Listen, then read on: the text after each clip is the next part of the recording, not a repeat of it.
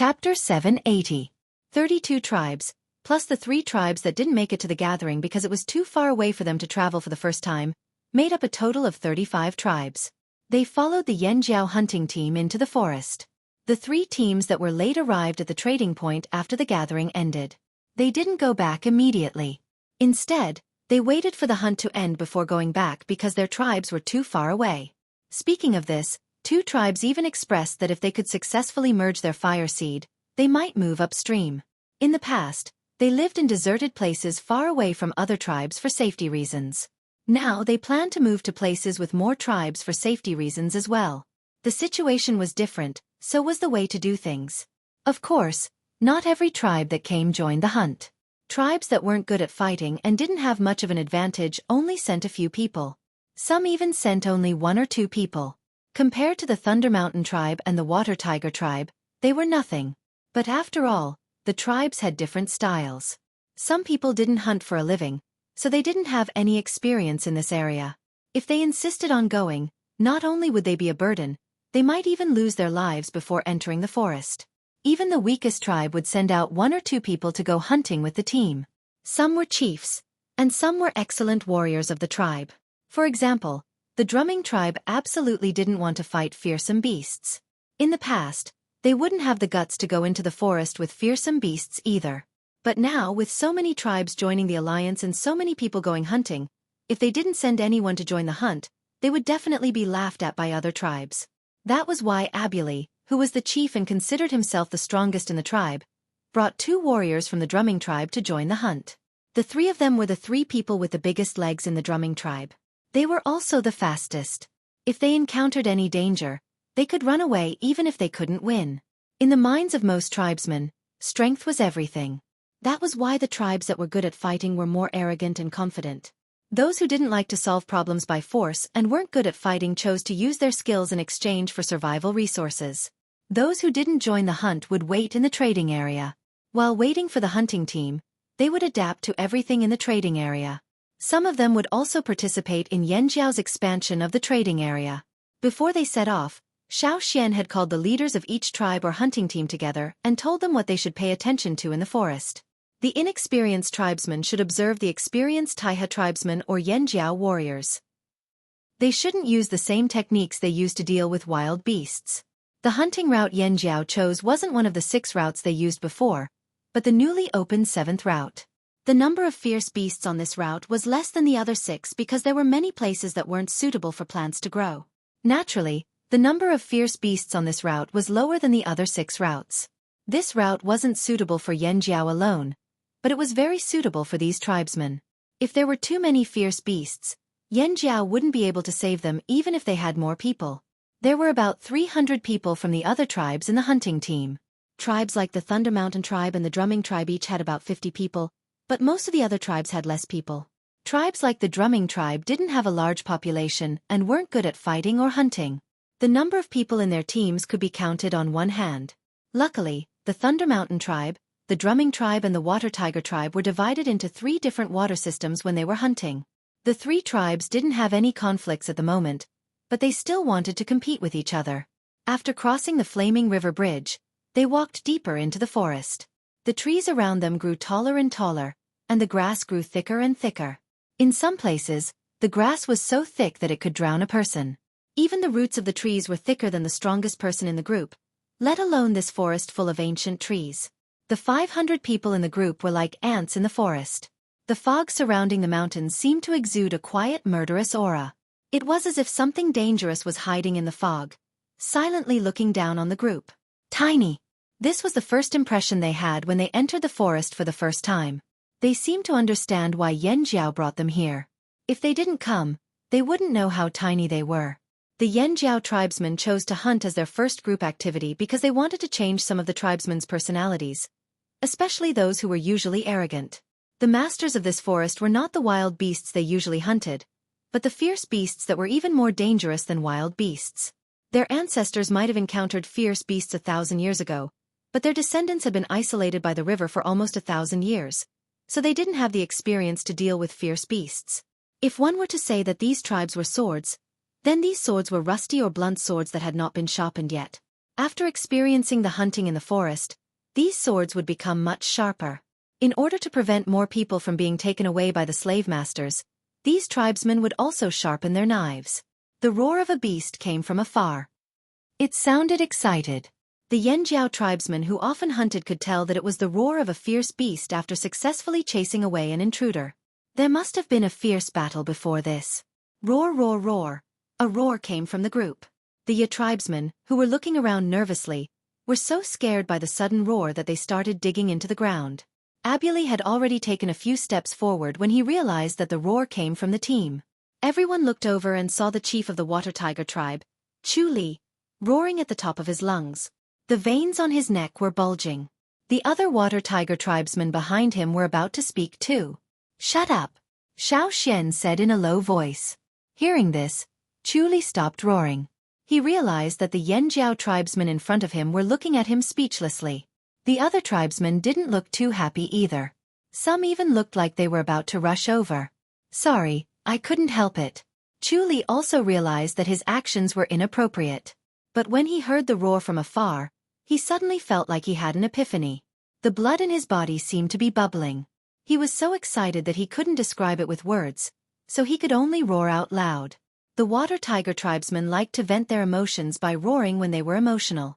No matter if it was anger, sadness or excitement, they would all do it. This was a habit that had been passed down for thousands of years. The ancestors of the water tiger tribe had passed down this habit even longer ago. This was also why Xueqi couldn't help himself just now. But in this situation, Xueqi's actions were courting death. In the forest, some fierce beasts would roar like this to declare their territory and warn outsiders. Besides that, roaring was also a form of provocation. What an idiot! Many people cursed in their hearts. If it weren't for the fact that it wasn't convenient to speak loudly here, they would definitely have cursed him on the spot. They might even have rushed over to beat him up. In this forest, sometimes, you'll die faster if you roar, Xiao said. Roaring in the forest also required skills and techniques. When to roar and when not to roar depended on the specific situation. And that moment just now was clearly not the time to roar. As they walked forward, they didn't need any more instructions from the Yanjiao tribesmen. They were all silent, as if their bodies were on the highest alert. Even the water tiger tribesmen kept their mouths shut. Everyone who followed them, even if they weren't the best warriors in their tribes, was definitely outstanding. Their instincts were also quite sharp. There were threats all around. Although the towering trees and tall grass blocked their vision to a large extent, many people could still intuitively sense some things that could not be seen with their eyes. Around them was a patch of grass taller than a person. There were things hidden in the grass, and there were many eyes filled with killing intent staring at them from all directions. Seeing how nervous everyone was, Xiao said, "Don't worry, those are shadow sparrows. They're very cunning. The stronger and calmer you appear, the less likely they'll attack you. But if you cower, they'll list you as targets to test." As soon as he finished speaking, the sound of flapping wings came from 100 meters ahead. Looking up, they saw gray-green birds about half the height of a person taking flight.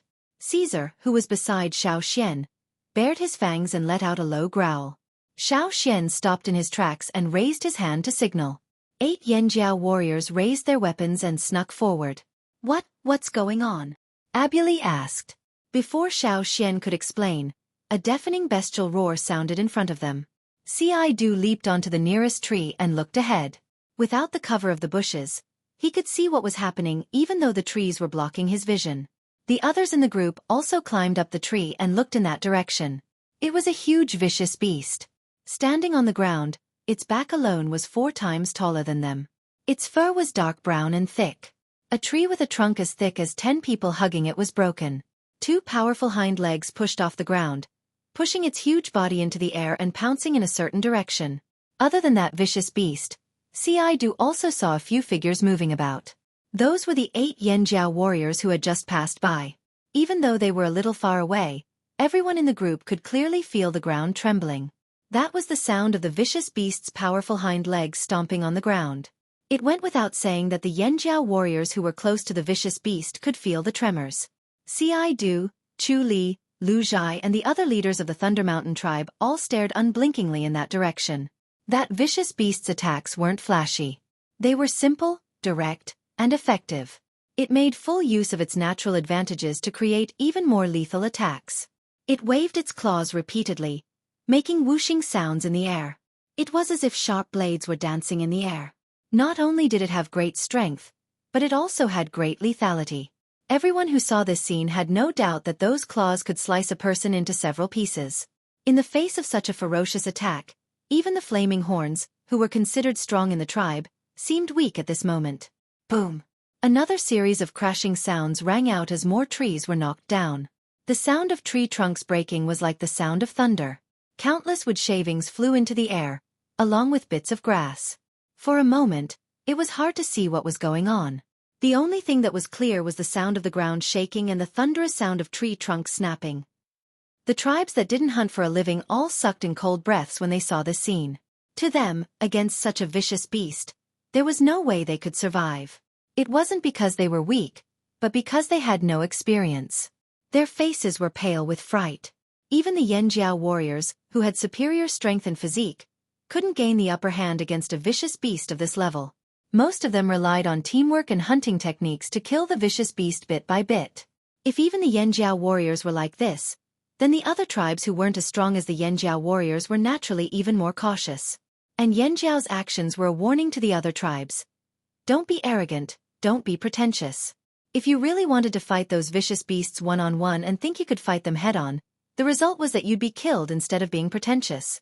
The Yanjiao warriors who didn't participate in the battle shared some knowledge with the other tribes who came to the forest for the first time.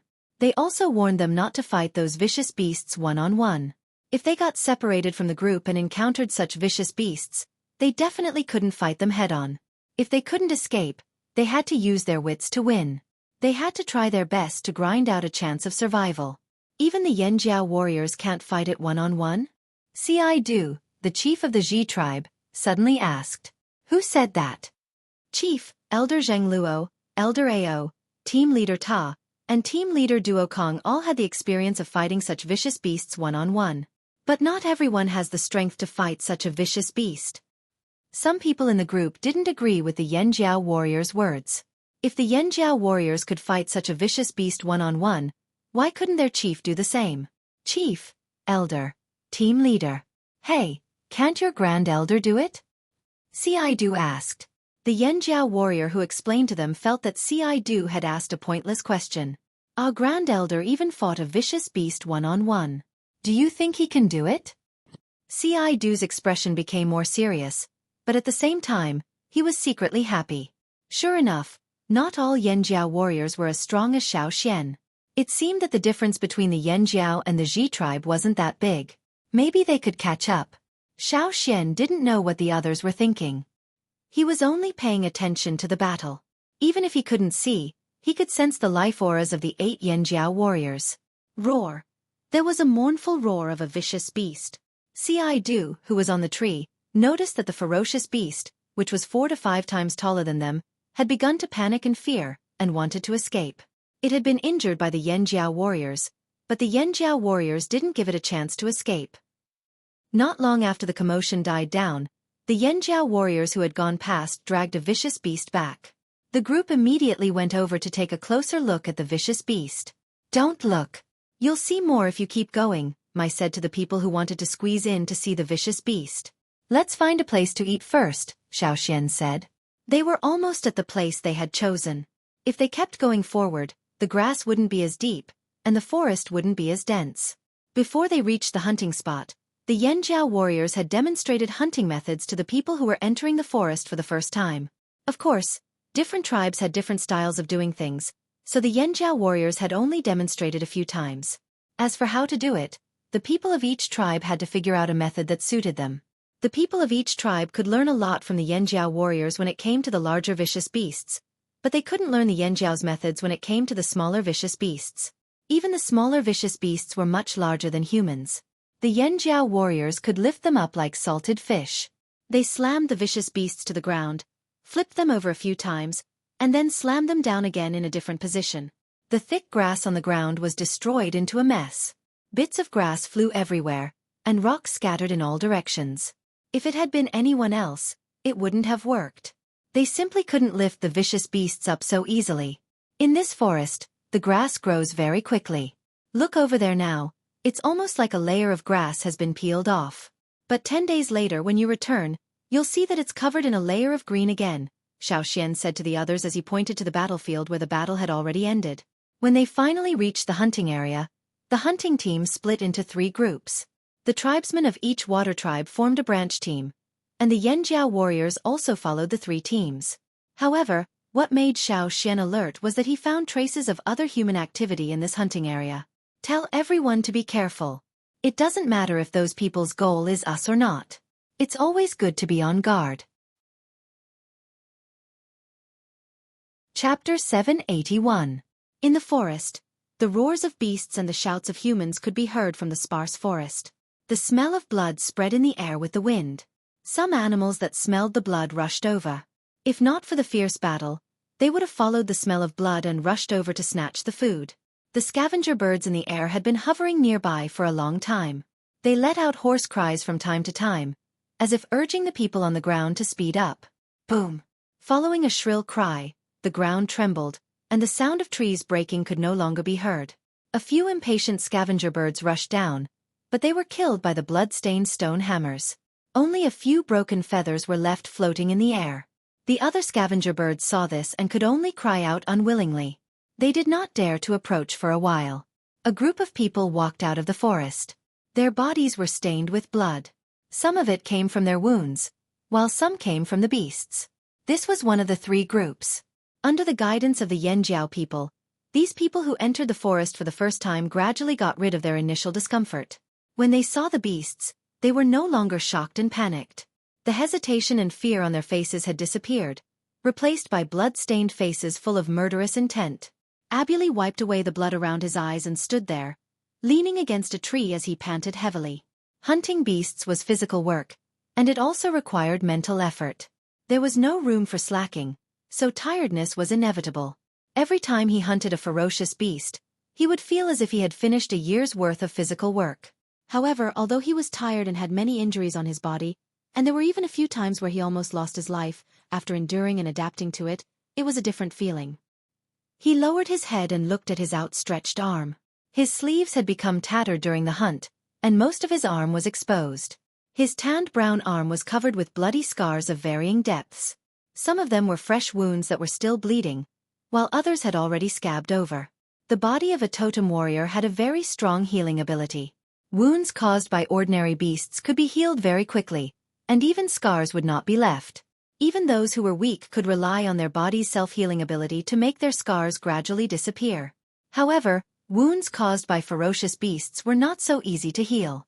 Some wounds caused by ferocious beasts could remain for decades, or even until death. Abuli did not know how long the scars on his arm would last, but he did not wish for them to disappear. It would be best if they could last until he died. After all, these were his medals. Look, this is a wound caused by hunting dire beasts. In the drumming tribe, other than the few people he brought out, who else could have such a scar? When he thought of this, Abuli felt his back straighten up. His usual cowardice had also lessened. In the past, Abuli always felt inferior in front of those tribes that were stronger than them. It wasn't because of the difference in height, but because of the difference in aura and mentality. But now, Abuli turned his arm over and looked at it. He clenched his fists and looked at the muscles on his arm. I feel like I'm filled with strength. The chief of the Thunder Mountain tribe, Lu Zhai, glanced at Abuli, who was standing there with his chicken claw hairstyle. He spat a mouthful of blood on the ground and stretched his shoulders. His forearms were much thicker than Abuli's thighs. Every time they hunted, he would always be at the front. He did not know what was so good about the chief of the drumming tribe, who looked as thin and weak as a bean sprout, who would hide at the back of the team and occasionally make a few symbolic attacks. Filled with strength? That was just a psychological effect. Lu Zhai carried the heavy stone hammer that was stained with beast blood and scavenger bird feathers on his shoulder. With his other hand, he held onto a dire beast's claw. Together with the others, they dragged the dire beast they had just hunted to their resting area. However, Lu Zhai could understand Abuli's feelings. However, unlike Abuli and the others, Lu Zhai was already very excited when he came to the forest where the dire beasts lived. Although both his arms were injured and his bones were fractured, he could still hear a creaking sound when he moved his arm that was holding the hammer. The pain spread from his arm to his entire body. However, under the stimulation of this pain, Lu Zhai felt extremely good. His confidence, ambition expanded with every successful hunt. The aura around him also became more ferocious. There was still a cruel smile in his eyes. That was the gaze he used to look at his prey when he was hunting. The few people who were pulling the dire beast's prey panted like bellows. Abuli was pulled back from his self-improvement state. "Do you need help?" Abuli walked over. "No need." Lu Zhai waved his hand impatiently, indicating that Abuli should stay at the side and wait. When the hunters returned to their resting area, Xiao had just returned to the cave with the herbs he found. He distributed the herbs and some healing pills that Guizhe had concocted to the injured. "How's your harvest today?" Xiao asked the others who had entered the cave after inquiring about the casualties. "Not bad." Lu Zhai sat on a rock to rest. Xiao looked at a Thunder Mountain warrior behind Lu Zhai. That person had many injuries on his body. Moreover, he had been coming back with injuries for the past few days. It wasn't that he was weak, it was just that he was too hard-working. "You're really hard-working," Xiao said. Lu Zhai followed Xiaoxian's gaze and looked back. He immediately understood. "You mean Changdi?" "There's no other way." As he spoke, Lu Zhai sighed. "You should all know that our Thunder Mountain tribe lost a few people. 3 of them were children who hadn't awakened their totemic powers. One of the children who went missing was Changdi's son. At that time, Changdi brought his son to practice hunting. In the end, he accidentally discovered that the child was missing. He heard some noises and was on high alert, but he was still one step too late. We tried to search for him, but unfortunately, we didn't find anything." Xiao had also heard about the Thunder Mountain tribe's missing people. Yan Jiao had also sent out some people to help search for them, but they didn't find any useful clues. Those slave masters were very experienced. After kidnapping people, they disappeared very quickly. It was extremely difficult to find them. Xiao even sent a letter to the Longboat tribe about this. He told them to be careful when they went out to sea. If they saw any boats with tribesmen on board, they should try their best to stop them. Actually, after knowing that it might be the people from the other side of the sea, Changdi told me that he would make a trip to the other side of the sea. If we want to find the missing people, we have to go there. If we want to do this, we have to improve our strength first. That's why Changdi worked so hard. There weren't many people in the Thunder Mountain tribe to begin with. If they went to the other side of the sea, they would have to sacrifice too much. Even if Lu Zhai had the idea, he couldn't do it. Compared to the missing people, from his point of view, the other people in the tribe were more important. That was why Lu Zhai could only sigh when he mentioned Changdi. The other tribes were in the same situation. Otherwise, they wouldn't have come all the way to Yanjiao for help. "Sigh, I'm also worried that our tribesmen were kidnapped. Our tribe has even fewer people than your Thunder Mountain tribe," said Abuli as he came over. "Don't worry. If I stand with you, those people will definitely target me and not you. Their targets, other than children, are strong warriors," said Lu Zhai. "I'm strong too," Abuli argued. Lu Zhai didn't say anything. He only extended an arm and Abuli stopped talking. After a moment of silence, Abuli thought, if those people are looking for strong warriors, why didn't they look for the Yanjiao tribesmen? He had never heard of any Yanjiao tribesmen losing people. "Because they don't dare," Lu Zhai said in a low voice. As he answered Abuli, he also said to himself, "Those people don't dare to provoke the stronger tribes for now. They can only target small tribes like ours." This was also why he decided to join the Yanjiao tribe when he heard about the gathering order. Since he wasn't strong enough alone, wouldn't it be strong if he gathered them? Wouldn't those people not dare to kidnap people again? Abuli opened his mouth but couldn't find the words to refute. Wasn't that right? The Yanjiao tribe was a large tribe. Just look at the expedition teams that entered the trading point. Many people didn't dare to attack the Yanjiao tribesmen. Moreover, the Yanjiao tribesmen were indeed stronger than many other tribes. They couldn't help but admire them. Abuli thought about how they had only hunted for a few days and already felt that life was hard. But what about the Yanjiao tribesmen? Hunting fearsome beasts was as natural as eating. They were already used to it. Even if they hunted for a living, not everyone could use Yanjiao's hunting method. Because different tribes had different fire seeds, they couldn't replicate Yanjiao's success.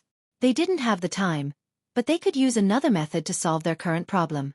For example, they could join the League of Mercenaries. When they talked about the abduction of tribesmen, the joy of hunting in the cave disappeared. Changdi, who wasn't far behind Lu Zhai, was even more silent. He only used more force when he sharpened the stone knife in his hand. At night, other than the people on night watch, everyone else was resting in the cave. At night, the roars of beasts could be heard in the forest. However, compared to the areas with dense ancient trees, this place was already considered quiet. In the first few days, they couldn't sleep at night. Even if they were sleepy, they would keep their eyes open and alert. The roars outside made them uneasy. But gradually, they got used to the atmosphere in the forest. Plus, they used up a lot of energy from hunting during the day, so they slept much better at night. Some indistinct goo-goo sounds came from not far away. Xiao Xian opened his eyes and listened carefully to the sounds outside the cave. It wasn't the sound of birds. It was the sound of humans. Perhaps those sounds could fool the other tribesmen who came to the forest, but they couldn't fool the Yanjiao tribesmen who often came to the forest and imitated the sounds of birds to transmit information. Suddenly, someone shouted from outside the cave, "Changdi is missing." Lu Zhai, who had already woken up, thought of something. His expression changed, and he got up to run outside. The other Thunder Mountain tribesmen who heard the commotion also got up and rushed out of the cave. "Go back to the cave!" Lu Zhai shouted at the other Thunder Mountain tribesmen who wanted to follow him out. They had already experienced how dangerous the forest was at night. He didn't want the other Thunder Mountain tribesmen to follow him out. Lu Zhai picked up his large stone hammer and rushed out of the cave. Unfortunately, as soon as he got out, his feet left the ground. Someone grabbed his animal skin jacket and threw him back. "Go back to the cave!" Lu Zhai, who was easily thrown back into the cave. The other Thunder Mountain tribesmen. After Xiao Xian threw Lu Zhai back into the cave, he didn't look back at their expressions. He leaped onto Caesar's back and said, "Go find them." Changdi, who was on night watch, wouldn't disappear for no reason. Those cooing sounds were the same ones Changdi heard before his son went missing. If those people were the slave masters who kidnapped the tribesmen, then why were they here? Did they follow the team? Or was there another reason? Xiao Xian wanted to know too. Chapter 782. Xiao Xian rode on Caesar and sped through the forest. Caesar followed Changdi's scent to find him. It was nighttime and most of the people in the group had limited vision at night.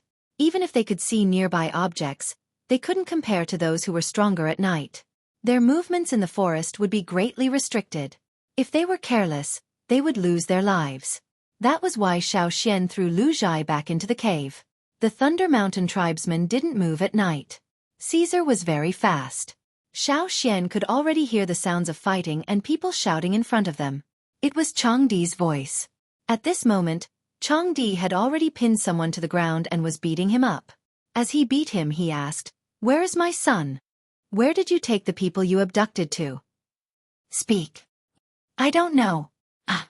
Changdi punched the man again. "Speak. Where did you take him? If you don't speak, I'll beat you to death." "I really don't know. You got the wrong person." The man frantically tried to explain. "I didn't. I'm beating you up." At this moment, Changdi's body was slightly arched. His shoulders were shaking from the force of his punches. The muscles on his back were bulging and he raised his arms. His fists were like heavy hammers. As he swung his arms, the sound of the wind could be heard. There was even a faint flash of electricity as he swung his fists. Another punch landed on the man's chest. The sound of his ribs breaking could be heard clearly. However, even though his attacks looked fierce in reality, Changdi held back his strength with every punch. After all, he didn't want to kill him yet. He hadn't gotten the answers he wanted from him yet. "I said, I don't know. You got the wrong person." The man who was being beaten up by Changdi spoke. The panic in his eyes suddenly turned into a cold sneer with a hint of ruthlessness. Unbeknownst to Changdi, a figure had appeared behind him. The other party's movements were very subtle. His entire person was like a shadow in the night. Using the cover of the night, he silently appeared behind Changdi without Changdi noticing. The sharp blade that he drew did not reflect any light, but it caused the hair on the back of Changdi's neck to stand on end. He could feel the cold murderous intent behind him, but he had no time to react. Just as the shadow-like sharp blade slashed down, A cold light flashed like lightning and collided with a sharp blade. Clang! An ear-piercing clanging sound rang out, and their ears were pierced to the point that they lost their hearing for a moment. Translator, Atlas Studios editor. Atlas Studios, the person behind Changdi, felt as though his fingers were about to fall apart. His entire arm was numb and painful. However, he didn't have time to rest. His other hand gripped the hilt of his saber and blocked it in front of him. It was too late to dodge now. He could only block the attack first and then find an opportunity to dodge. Bang! A rock the size of a human head hit the blade. The person holding the saber with both hands felt his arms tremble. His slightly recovered right arm was once again filled with pain. His left arm was also trembling slightly. In the next moment, a figure had already charged in front of him. That person felt as though he had been hit by a small mountain. His entire body was sent flying and he crashed heavily into a thick, ancient tree. Crack! The trunk of the ancient tree was directly broken. The person who had crashed into the tree also fell to the ground. It seemed like he had temporarily lost the ability to move. The person who had been pinned to the ground by Changdi took advantage of Changdi's distraction to break free from Changdi's suppression. His entire body slid out like a loach. Changdi stood up and wanted to chase after him. "Stay there!" Xiaoxian shouted. Changdi hesitated for a moment, but still gritted his teeth and stayed where he was. He only used his ears to listen carefully. He couldn't see what was happening further away and could only make guesses based on the sounds. At the same time, he was also alert to see if there were other people around him. He had been too anxious to ask about his son's whereabouts and neglected the dangers around him. His neck had almost been slit by someone. Now that he had regained his senses, he knew that he shouldn't have been so careless. He could only search for his son if he was alive.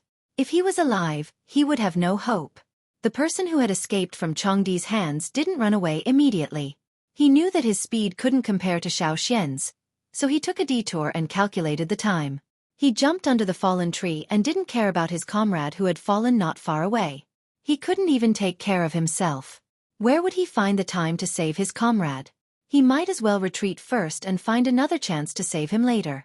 That person's estimation was very accurate. If it had been someone else chasing after him, they would have been hit by the fallen tree. Even if they weren't hit, they would have been slowed down by the falling tree. That person quickly turned his head back to take a look as he ran. He used one of his arms to grab the thick trunk of a fallen ancient tree and pushed it to the side. Using the force of pushing the tree, he quickly landed on the ground and bounced up again. The tyrannical force of his feet stomping on the ground created a pit in the ground. His body was like lightning, and with an even faster speed and the force of the wind, he rushed over. Bam! That person spat out blood as his body flew backward. He crashed into another ancient tree at a speed faster than his comrade. He had already been injured by Changdi. Now that Xiaoxian had crashed into him, he was almost dead. Crack, crack, crack. The broken tree made a brittle sound as it fell to the ground. Xiaoxian stretched his shoulders. He didn't walk towards the person who had fallen to the ground. Instead, he walked towards the first person he crashed into. His sneak attack on Changdi didn't succeed. Instead, he was sent flying by Xiaoxian. He endured the pain all over his body and moved away from where he had fallen to avoid being crushed by a tree. The person beside the tree saw Xiaoxian walking towards him and instantly felt a chill run down his spine. He wanted to run too, but his bones were aching all over. He couldn't run even if he wanted to. He might as well talk to these tribesmen and buy some time to catch his breath before deciding what to do next. With that thought, the person beside the tree retracted his foot. He looked at Xiaoxian who was walking towards him and said, "Let's talk. I know what you want to ask." "I know a little." Before he could finish, Xiaoxian strode over and reached out his hand. He grabbed the person's shirt and lifted him up. "I don't want to hear it," Xiaoxian said as he flung the person away. Just as the person was flung into the air, a figure flashed past. The person who had been beaten up by Changdi was initially relieved that Xiaoxian didn't come towards him. He had been nervously observing the situation over there. After all, they weren't too far apart and he still had night vision. When he heard his companion's words, he also thought that these tribesmen would definitely not kill them for the time being because they wanted to get some important information. Just like the tribesmen who beat him up before, although he looked intimidating, he didn't dare to kill them at all. Otherwise, where would these tribesmen get information from? However, What he saw in front of him shattered all his hopes of being lucky. He saw his companion being thrown away by the tribesman. Then, a large wolf bit his companion and dragged him behind some bushes in the distance. It didn't look like it was playing around. The wolf's glowing eyes were filled with murderous intent. It was probably thinking about how to bite this person to death. Ah! Shrill screams came from behind the thick bushes. There were even the low growls of ferocious beasts. The smell of blood wafted from there, causing his skin to tighten. Just from the sounds alone, a brutal scene appeared in his mind. He didn't want to be bitten to death, that was for sure. However, he already saw Xueqi walking towards him. He knew that this tribesman was different from the one he had met before. This person walking over had no intention of listening to their explanations. His severe injuries severely limited his movements. He quickly thought of a solution in his mind. The sound of approaching footsteps was like a deadly knife. With every sound, he felt like his body was being cut by a knife. Xueqi maintained a steady pace, neither too fast nor too slow. He didn't seem to be in a hurry. Xueqi walked in front of that person and reached out to grab him. When he saw Xueqi reach out, that person immediately shouted, "Wait! I can tell you some important news. Very, very important news. It's related to the survival of your tribe." It didn't matter if it was true or not. In a serious situation, there was definitely a chance. Because he was too anxious, that person's voice was piercing and shrill. Some of his words were completely out of tune. That person stared at Xueqi's hand that was already in front of him as if he was staring at a poisoned knife. His eyes were full of fear and nervousness. When he saw that hand finally stop, his heart calmed down a little. However, that hand then reached out again, and he suddenly screamed in fear. "Listen to me. I really can tell you some very important news. There's a treasure in this forest." "Really? Treasure?" His voice was hysterical and hoarse. This was a sign of extreme panic. "Oh!" A cold response interrupted that person's screams. As if he finally saw the light of hope, that person hurriedly said, "It's true. There's a treasure." He emphasized the word treasure again. "Treasure. Yes, yes, treasure." That person nodded vigorously. "I don't believe you," said Xueqi as he was about to throw that person out. "Don't. I'm telling you the truth. The E family is here. They're here to look for the treasure. We followed them into the forest."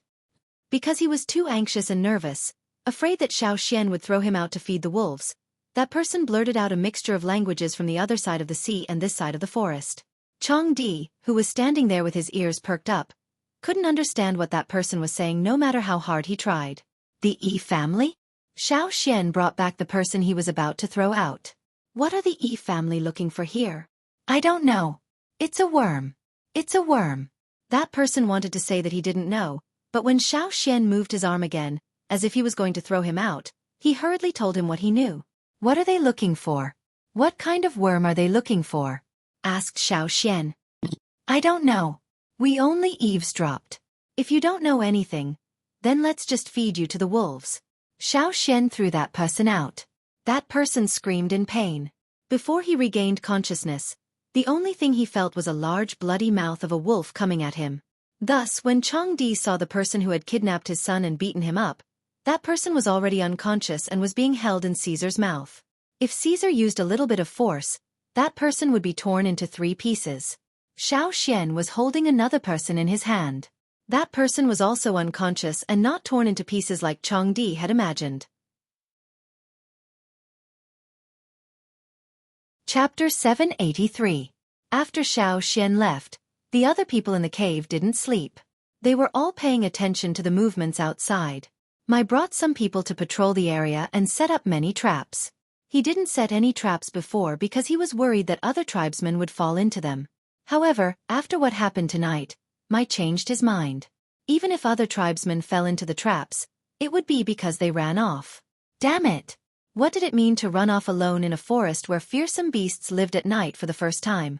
However, when he thought about the situation from the Thunder Mountain tribe, Mai understood that they would be worried if their own children went missing. However, he was still unhappy and didn't treat the Thunder Mountain tribesmen nicely. Seeing that Xueqi had returned safely, Mai hurried over and saw the people in Caesar's mouth and Xueqi's hands. "Who are they?" asked Mai. "They came from the other side of the sea. They should be slave masters. Xiao Xian couldn't ask too many questions when they were in the forest. There were too many threats in the forest. Unless it was a place to rest, they couldn't stay for too long. He could only force the most important information out of them and then bring them back for further questioning. It's them. Chief, they're the ones who kidnapped them. Chongdi panted as he ran over. What? It's them? They're the ones who kidnapped our tribesmen. The other tribesmen who had lost tribesmen crowded over. They didn't blame Chongdi for running off. Instead, they focused on the two people Xiao Xian brought back. Their eyes were filled with hatred as they stared at the two people on the ground. I'll ask them first. Mai dragged them away. The two of them stood far apart, one inside the cave and the other outside. They interrogated them separately. After separating the other tribesmen, Mai asked someone to scoop up some water and splash it on the unconscious man. The chilly night stream in the mountains brought back some of the unconscious people's consciousness. When he opened his eyes and saw the other tribesmen surrounding him, he was completely awake. The gazes around him were too intense. They felt like knives, cutting into his body over and over again. He widened his eyes and scanned his surroundings. I don't know him, I don't know this person, I don't know any of these. The man stared at Xiao Xian with his eyes wide open. He then screamed and scrambled backwards, trying to get as far away from Xiao Xian as possible. Tell me, why did you follow us into the mountains? Mai dragged him over and asked. The man looked at the microphone and then looked at Xiao Xian. He swallowed his saliva and said, No, we didn't follow you into the forest. In fact, we were already in the forest before you came. We just arrived here a few days ago. Also, we didn't want to enter the forest, so we followed other people. Others? Mai looked at the man. Who? The Yi family and the others are all from the royal city, said the man quickly. Where did you kidnap the tribesmen? Mai asked again. Send them. I don't know. The man glanced at Xiao Xian as he spoke. When he saw Xiao Xian raise his arm at his words, he shivered in fear and hid behind Mai. I really don't know. We were only responsible for taking them away and handing them over to others. We don't know how they were sent to where. There was no point in quibbling now. These tribesmen had already recognized him. Are you an organization? Mai asked. We're from Bai, said the man. Mai had heard of this name before, but he couldn't remember what it was. Tao Zhang, who was behind him, reminded him, Bai is the largest slave trading organization on the other side of the sea. If this was done by Bai, then the people who were kidnapped might have already been sent to the other side of the sea. The people from Bai had a clear division of labor. The two people Xiao Xian caught were just low-level minions, so they didn't know much. In that case, it's possible that he doesn't know where they were sent to, said Mai. That's why I said that he doesn't know anything. He's useless, so we'll feed him, wait. When the man heard Xiao Xian's calm tone, he suddenly remembered the screams of his companions in the forest. His whole body trembled, and he hurriedly said, I really do know some important information. Everything I've said is true. Mai stopped Xiao Xian, who was about to step forward. Wait. We can't find the missing people anyway. Why don't we listen to what he has to say? Yes. I know a lot of important information. I said that the Yi family is looking for treasure. The man repeated what he said to Xiao Xian before, but this time in more detail. Knowing that the Yanjiao people were interested in what he said, the man's heart lit up with hope. However, he didn't dare to keep the Yanjiao people in suspense. He was worried that the Yanjiao people wouldn't be patient enough and would really throw him to the wolves. What? The Yanjiao people wouldn't want to hear it? No. The Yanjiao people had to hear it. This was very important to his survival. That was why he didn't waste any time. He picked out what he knew and told the Yanjiao people that this information was very important. At the same time, they would know that he had more useful information and couldn't be thrown to the wolves for now. There were many people from the Bai tribe who came because it wasn't easy to attack the central region. They were all clumsy tribes. If they tried to attack one of them, they would have to sacrifice a lot. That was why they targeted the smaller tribes that didn't interact much with the outside world. First, it was easier to attack and they wouldn't encounter many obstacles. Second, even if the smaller tribes knew that someone had been kidnapped, they wouldn't be able to continue the search. However, they didn't expect that the Flaming River Valley would want to form an alliance before they could even capture enough people. They had a keen sense of danger, so when they heard that the Flaming River Valley wanted to form an alliance, they prepared to retreat. However, at that moment, they received news that the Royal City people had secretly entered the forest. The Royal City people entered the forest from another part of the Flaming River, avoiding the possibility of meeting the Yanjiao people. They were acting so sneakily. There must be some secret they didn't want to tell anyone. Therefore, some of the Bai members who had not captured enough people and were planning to evacuate changed their original plan when they smelled the scent of wealth.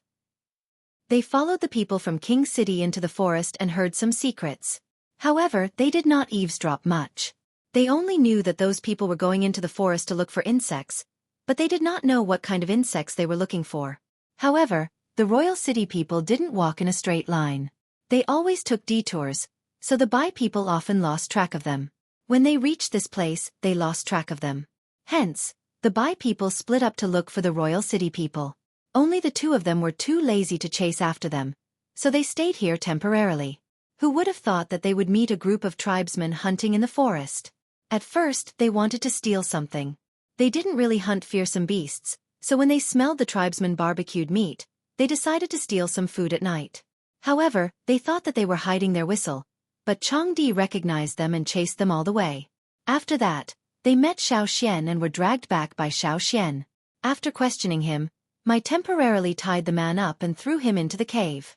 He had people watch over him, and if he made any strange movements, they would kill him and feed him to the fearsome beasts. What should we do? Mai asked Xiao Xian when there was no one else around. The Royal City people are here, so it must be true. As for what insect they're looking for in the forest, we don't know, said Xiao Xian. In the past, the people from Rock Hill City entered the forest to look for the green-faced fanged beast to forge weapons. Could the Royal City people be searching in the forest for the same reason? Asked Mai. It's possible. Xiao Xian nodded. If the Royal City people were searching in the forest for precious herbs or important materials for forging weapons, it was very possible. In the forging manual left behind by the Gongjia family, there was mention of using fearsome beast blood to forge weapons. There was also mention of the green-faced fanged beast and a stone-eating insect whose blood was several times more potent than the green-faced fanged beast. At first, Xiao Xian thought it was a stoneworm, but after seeing the king's stoneworm, he dismissed this possibility. That's the only possibility. There could be other reasons, said Mai. In this forest that was probably bigger than Fearsome Beast Forest, the king stoneworm was the most powerful insect Mai knew of. Those people were obviously not looking for the king's stoneworm. Looking for the king's stoneworm was no different from looking for a death wish. Xiao Xian thought for a moment, then took out a straw rope. He planned to do a knot divination to find out where those people went, and use that to further deduce their intentions. Mai stood at the side, looking around cautiously, not letting anyone near. Not many people knew about Xiao Xian's divination abilities, and most of them were his own people. However, there were too many untrustworthy outsiders in the team. He did not want others to know about this. After a while, Xiao Xian finished tying the rope. Looking at the knots on the straw rope, Xiao Xian pointed in a direction. Those people are over there. Over there. There doesn't seem to be anything special over there. Maybe what those people from Royal City are looking for is further away. The area that Mai knew about was in that direction, and there was nothing special about it. The areas further away were beyond his ability. Yanjiao's hunting team had never been there before. After all, the forest was so big, and no one knew where it ended. After thinking for a while, Xiao Xian said to Mai, "You guys continue to lead the team to hunt. There are only a few days left, and they have basically gotten used to this place. The goal of this trip has been achieved. That's enough. You want to go and take a look?" asked Mai. Yes. If the people from Royal City are really looking for materials to forge weapons, then that's a good thing, said Xiao Xian. Mai also understood. Ever since the new bronze and metalware came out, he had tasted the benefits. There might be better materials than the green-faced fanged beast in this forest. If he could find out what it was, then it would be good for Yanjiao. Even if it was not a material for forging weapons, it must be a treasure with great uses. They had this forest behind them. Even if they could not get it in a short time, as long as they knew what it was and where it was, there would be a chance to get it. You're alone. Do you need more people? Asked Mai. No. Caesar will stay with the team. I'll let Cha-Cha take me there. Okay. Although Mai felt that it was too dangerous for Xiao Xian to go alone, It was not the first time Xueqi had done this kind of thing. It was not convenient for him to bring more people.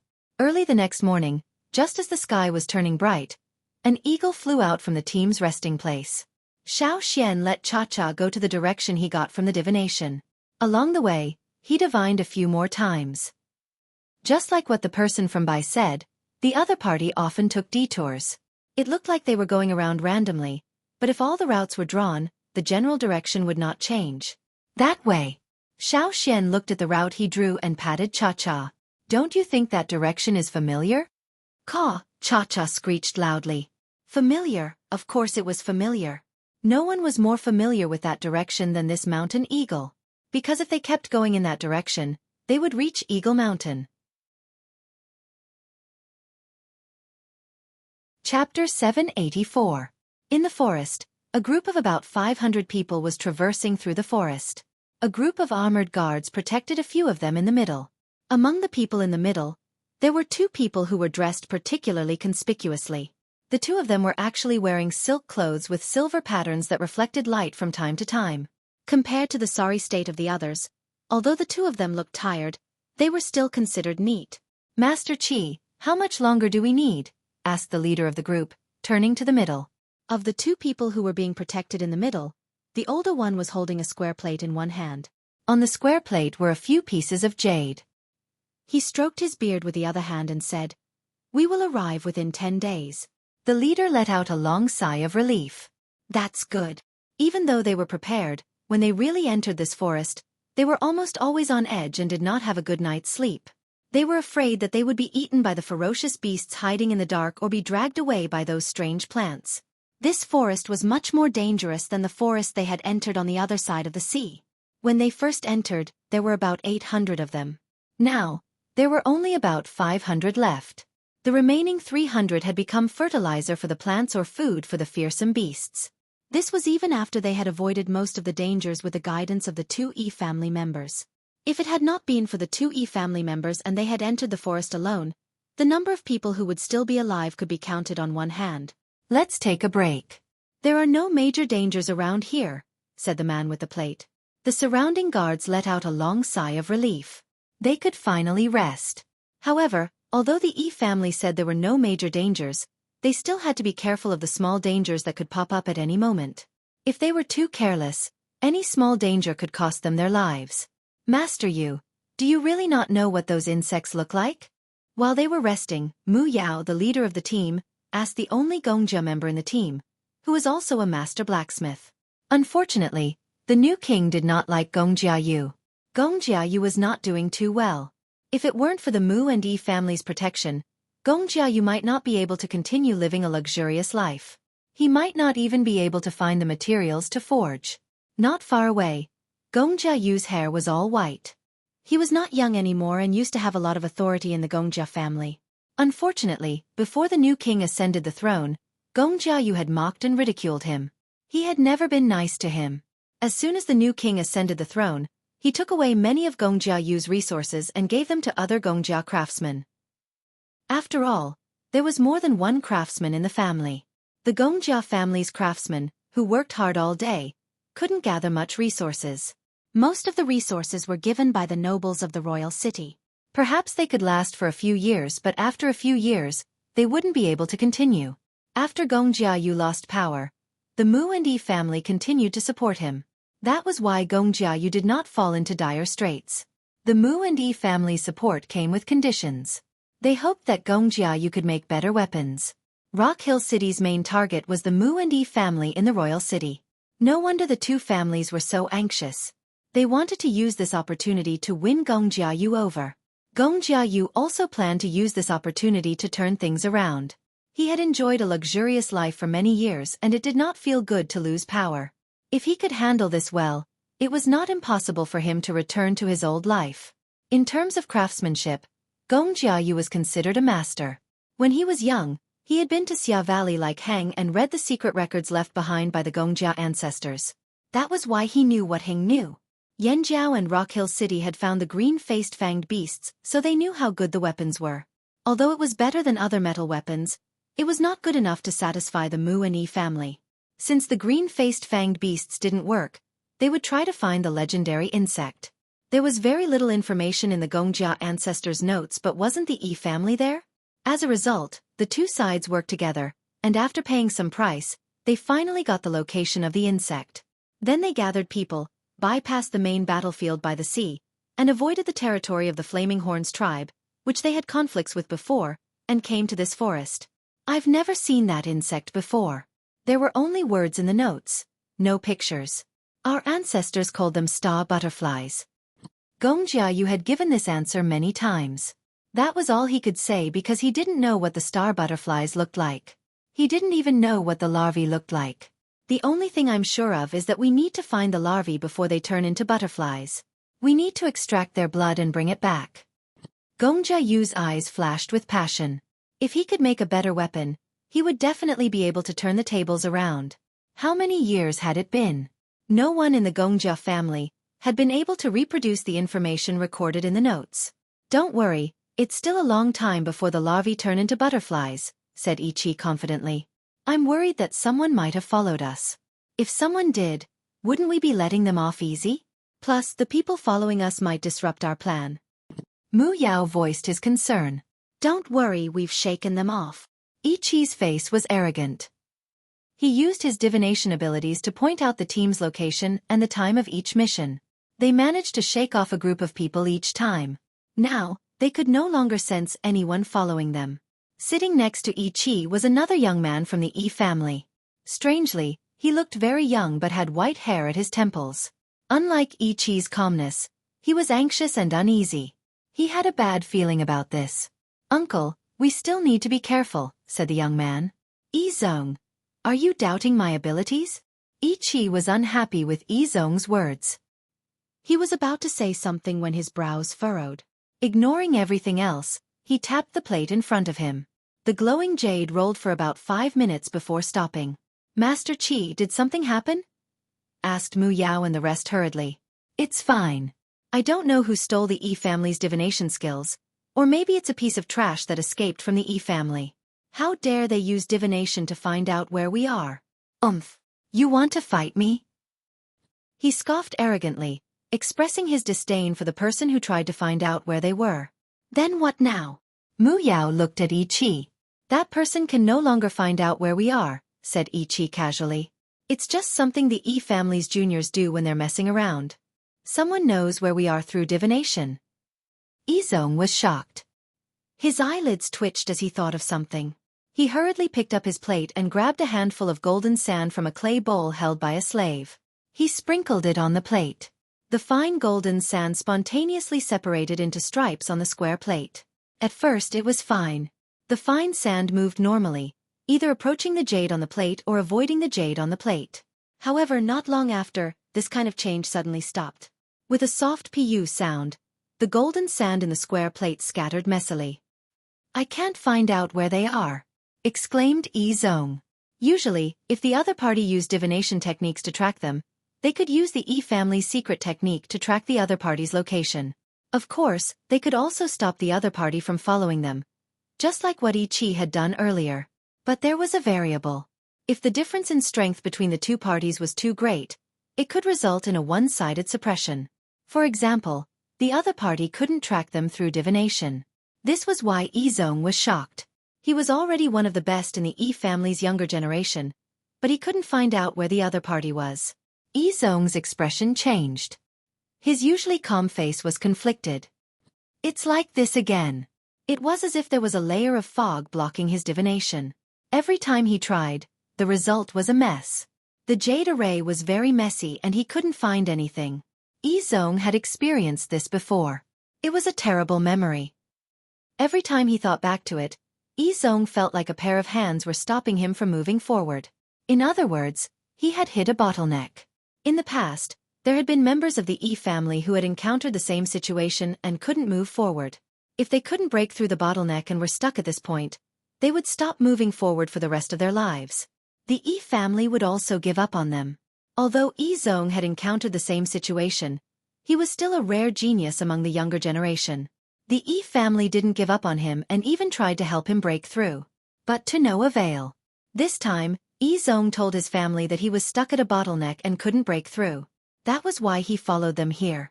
He wanted to take it as a training trip and hoped to get a chance to break through this bottleneck. He didn't expect to encounter such a situation again. Yizong picked up the jade from the square plate and turned it in his palm, deep in thought. After a while he said to Ichi, "Uncle, can you predict the other party's movements? Are you doubting my ability?" Anger flashed in Ichi's eyes. Yizong couldn't divine because his ability was limited. Ichi was ranked in the top 10 of the Yi family. How could he encounter the same situation as Yizong? Yizong ignored Ichi's obvious anger and insisted, "Uncle, please do it again." "Fine. I'll do it for you." Ichi suppressed his anger and picked up the jade from the plate to begin the divination. But soon more and more sweat appeared on Ichi's forehead. His hand holding the jade began to tremble as if he couldn't hold it steady. Yizong's face twitched as he watched from the side. Finally he closed his eyes. He already knew the result of this divination. Poof! The golden sand on the plate scattered. Ichi's face was pale. His fingers were still tightly holding onto the jade, but his eyes were fixed on the remaining golden sand in the square plate as if he couldn't believe this result. How is this possible? How can this be? Ichi's lips trembled.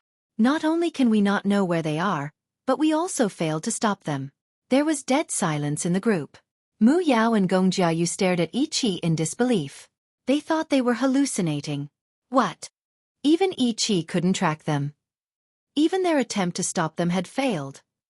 Did this mean the other party could still track their movements through the divination? Who has this ability? Even you can't stop them. Mu Yao couldn't think of anyone else. Could it be someone else from the Yi family? "I know who it is," said Yizong slowly. Compared to the others, Yizong was much calmer.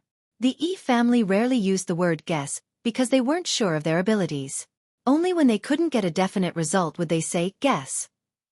But now, Yizong had said it so calmly. "Who is it?" asked Ichi, ignoring Yizong's choice of words. "It's the Yanjiao man, Yanjiao Shaoxian." "Impossible." Ichi denied immediately.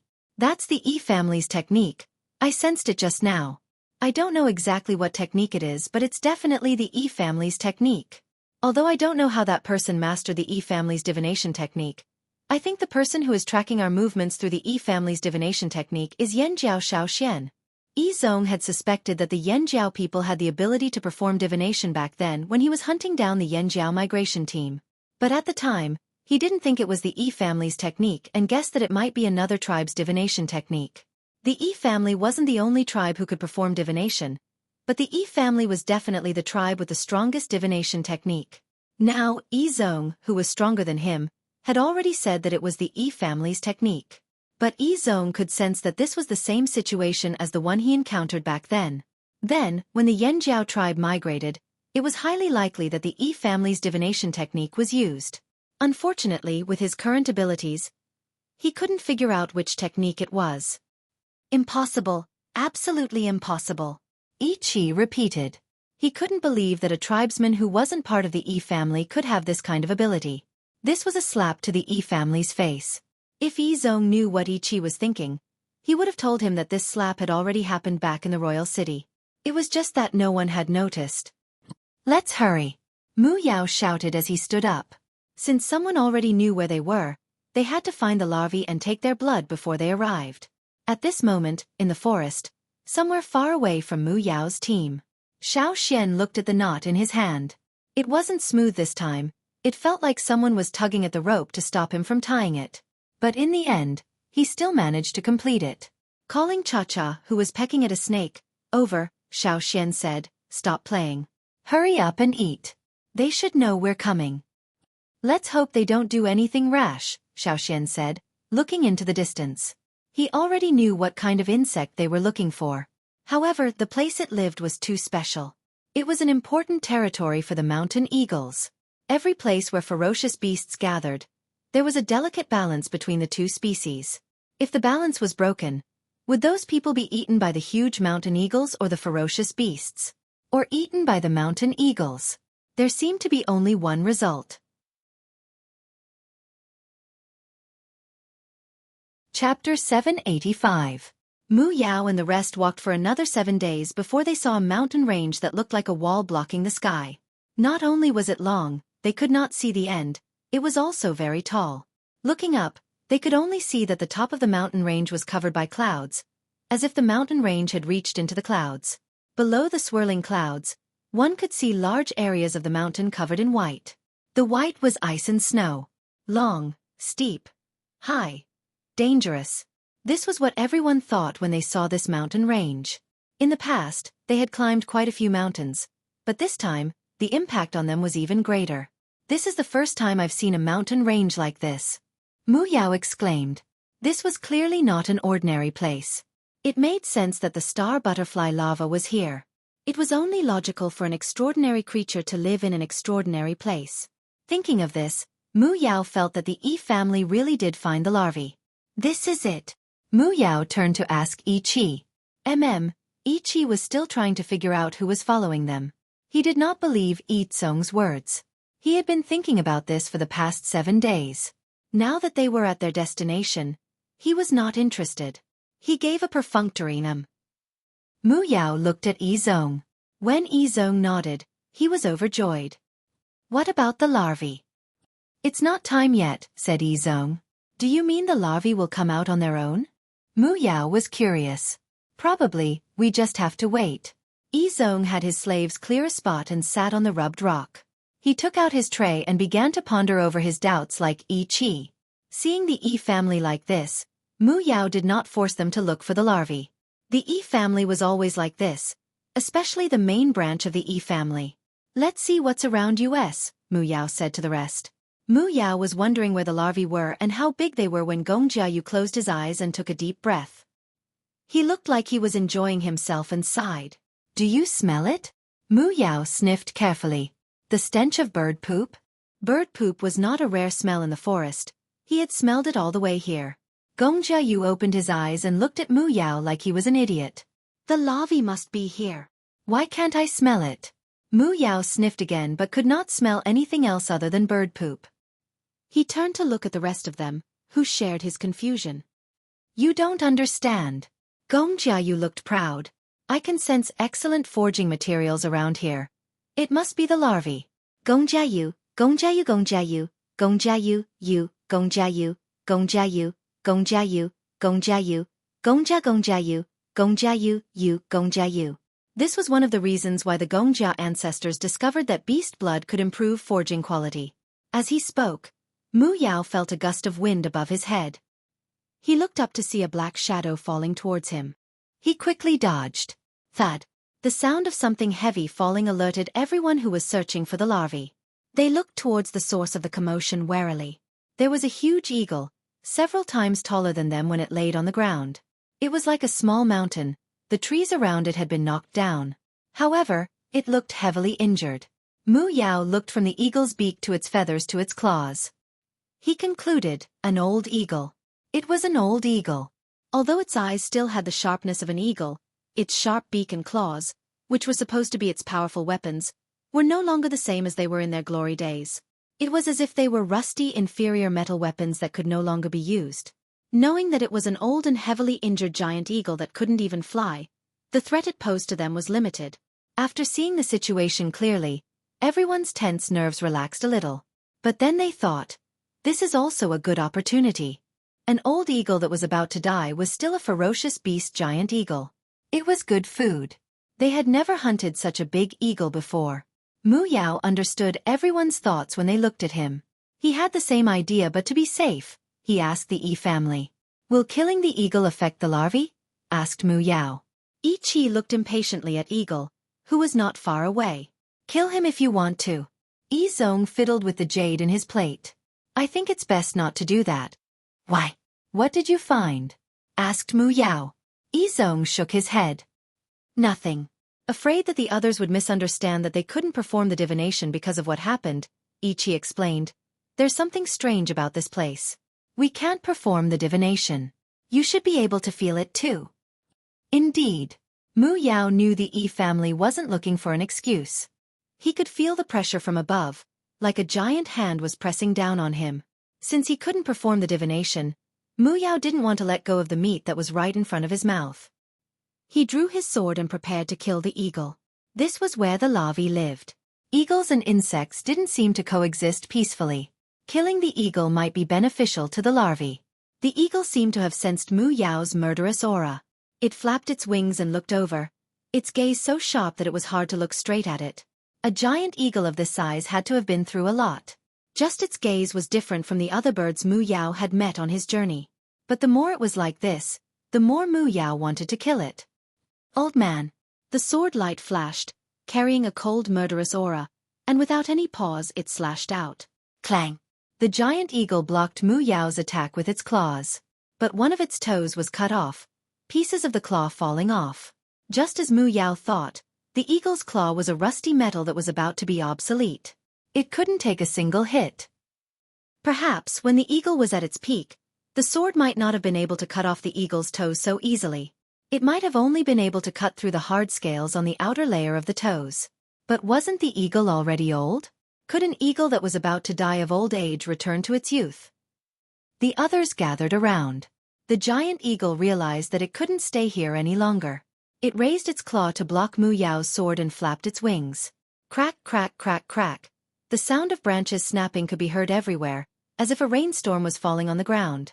The wind created by the eagle's wings was like a hurricane, slowing Mu Yao's steps. Screech, with a long screech, the giant eagle flapped its wings and took off from the ground.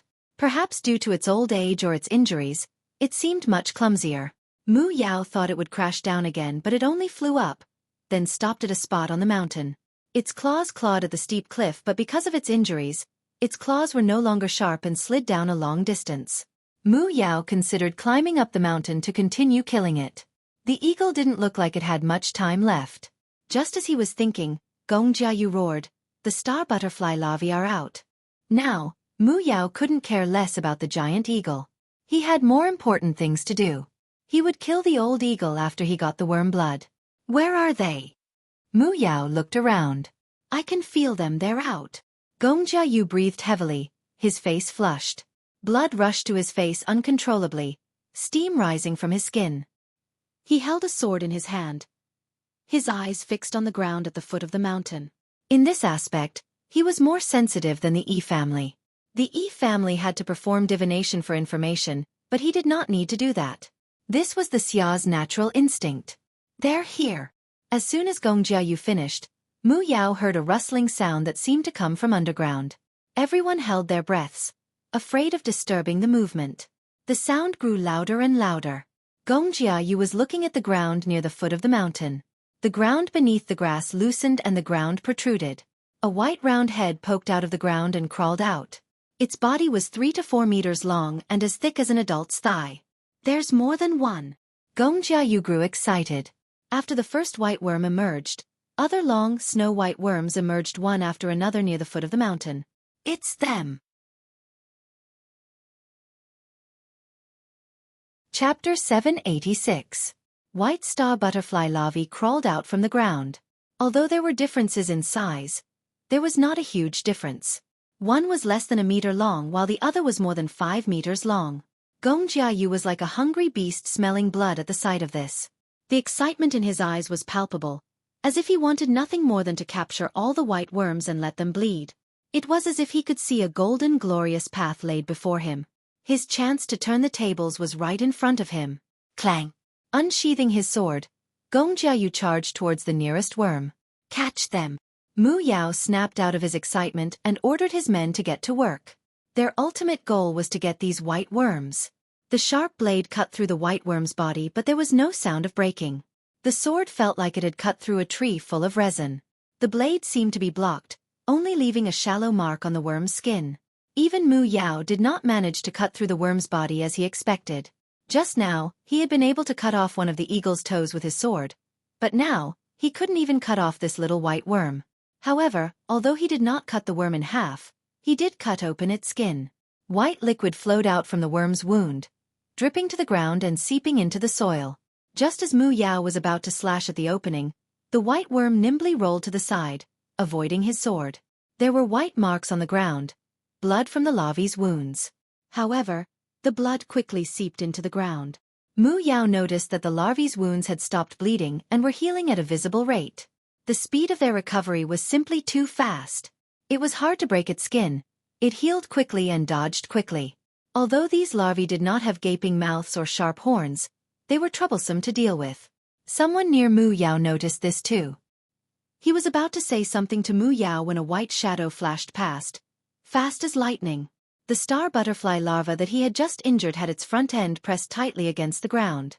Nearly 2/3 of its body had turned into a thick and heavy white whip.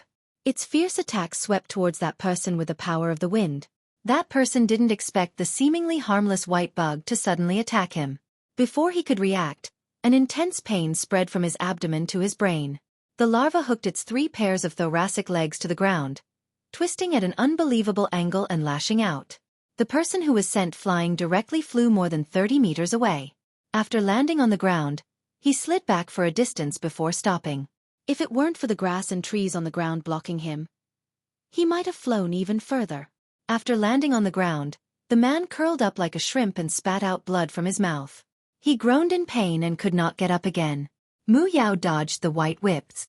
These white worms were not easy to deal with, but a few more slashes would kill them. Gong Jiayu crouched down and touched the white marks on the ground. They were from the worm he had just injured. He rubbed the soil stained with white blood and suddenly thought, "Don't use it." Gong Jiayu suddenly shouted, "It's not blood." "What do you mean?" asked Mu Yao. "It's not worm blood that can be used for forging," said Gong Jiayu. Mu Yao was confused by Gong Jiayu. "It's not blood? Didn't you say it's worm blood? Are you kidding me?" "My deepest respect to your ancestors. It's not blood, but it must have something to do with these worms." Gong Jiayu paused. "Use a net. Catch them first." First, he would capture the bugs and then slowly study what exactly they were. Mu Yao's anger subsided when he heard Gong Jiayu. As long as it was the worms, the Gongjia family could figure out if it was blood or not. The net Gong Jiayu mentioned was not made from vines or grass ropes like the tribesmen usually used. It was a net Gong Jiayu made himself before he came. Every thread on the net was a metal that had been specially processed. It was more flexible, but it was not easy to break. The thickness of the thread was less than 1/10 of the thickness of a pinky finger, and it was lighter than other metal of the same size. This made the Mu and Yi family members gasp in amazement. The Gongjia family's masters all had many treasures hidden away. They just did not usually show them to others. Gong Jiayu was only willing to show his treasures because of the larvae. This was his invention. To date, no one else knew how to make this mesh. This was also the trump card Gong Jiayu planned to use to compete with the other blacksmiths for the title of Gongjia's best blacksmith during the Gongjia family's gathering. Unfortunately, he did not make it to the meeting. Instead, the royal city changed and the Gongjia family was divided into several factions. He was pushed out. At Gong Jiayu's words, one of his slaves opened a large wooden box on his back and took out rolls of animal hide. He opened the hide to reveal a glowing silver net. Mu Yao did not waste any time, tossing the net to someone else. These nets were specially made by Gong Jiayu. Unlike fishing nets, these nets were made to catch worms. Many unnecessary parts were removed to save space and weight. The net wrapped around the front of the white worm's body. The opening of the net tightened, covering the worm's head and the bulge behind its head. The thread connecting the opening of the net was extended and held in the hands of the person who cast the net. They controlled the tightness of the net. The trapped worm did not stop moving. After rolling a few times, it continued to climb towards the mountain wall. It was impossible for one person to pull the white worm. Therefore, each net was pulled by 6 or 7 people or even more. Alternatively, they could tie the net to a nearby tree or rock to save a lot of effort. "Quick, quick, quick! There are more! Catch as many as you can!" shouted Gong Jiayu anxiously. He realized that the worms had no intention of fighting them. Instead, they were heading towards the mountain wall. Many of them had already climbed up the mountain wall and were climbing upwards rapidly. Although Gong Jiayu did not understand worms, this was clearly not a coincidence. There must be a reason. They did not come all the way here to see accidents happen. They had already caught 7 larvae. Some of them went to look for vines and the like. When the larvae got tired of struggling in the metal net, they replaced them with vines. Only then could they free up the metal net to catch more insects. Some of them also had to attract the larvae's attention so that the person holding the net could cast the net easily. Otherwise, they would not be able to get up immediately after being whipped by the tail. This way, the number of people they could use was limited. Gong Jiayu turned to look at Yi Qi and Yi Zong, who were watching from afar. They each had 4 to 5 slaves with them. Gong Jiayu wanted to ask them to free up a few slaves to help, but the two of them looked completely uninterested in catching worms.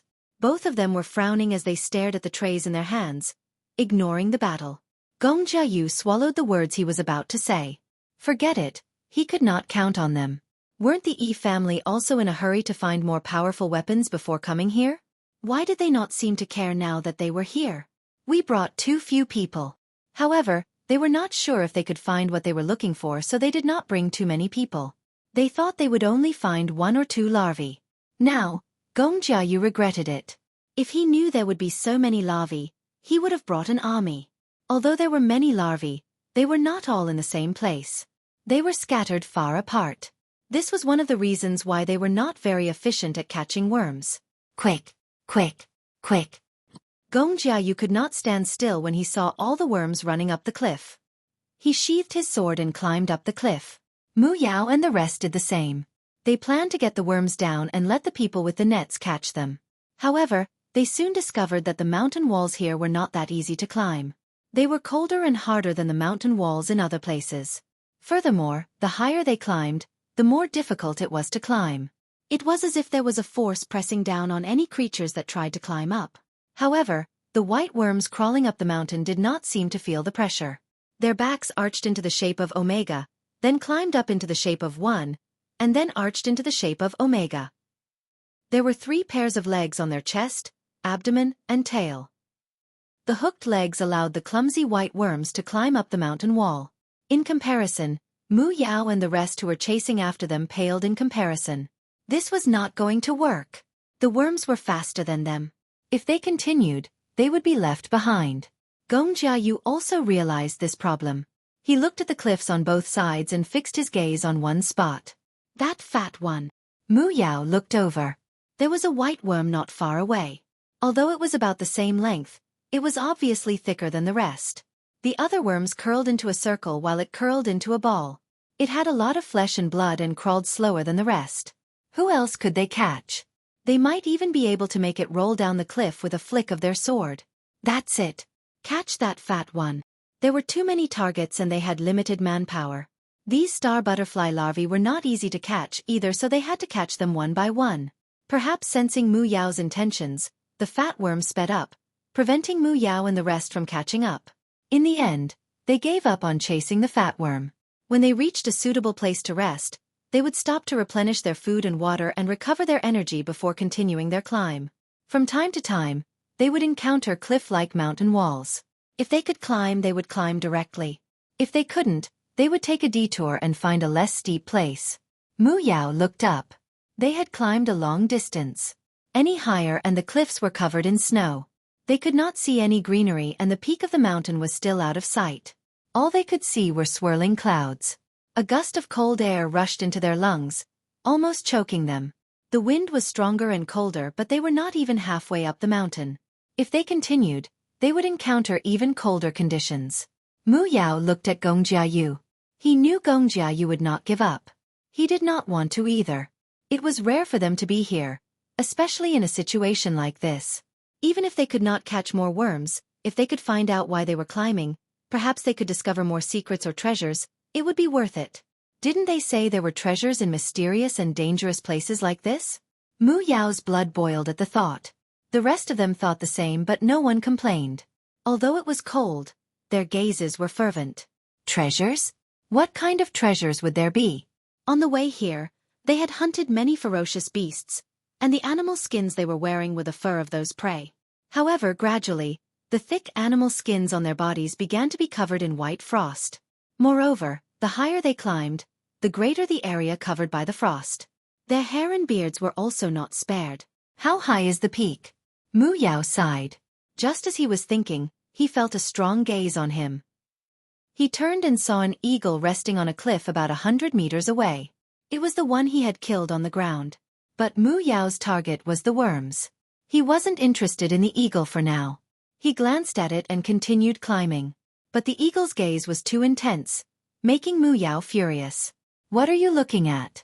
I'll chop your head off if you keep looking. Mu Yao roared at it. With that, The eagle stared at Mu Yao even more intensely. Mu Yao's temper flared up. Since they were all hungry, they might as well kill an eagle halfway and eat something before continuing their climb. He was about to order his subordinates to move when he heard an eagle's cry. Whoosh! A strong gust of wind blew from above, causing small pebbles to fall from the cliff. Mu Yao and the rest squinted from the wind.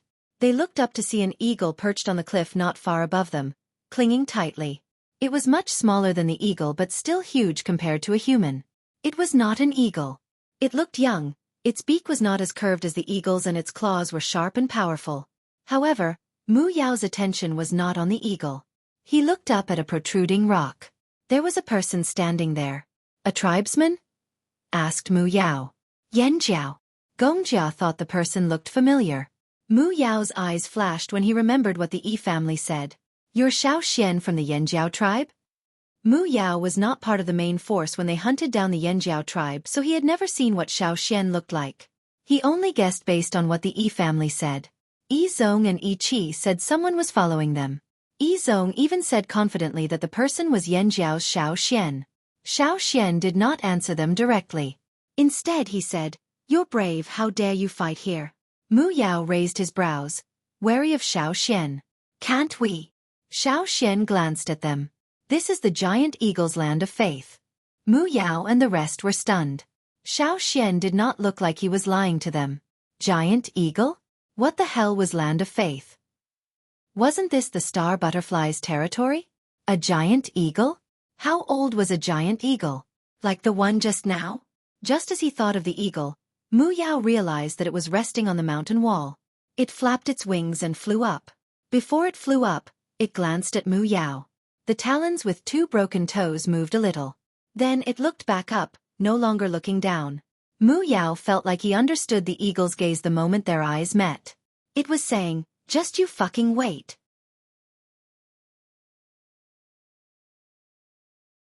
Chapter 787.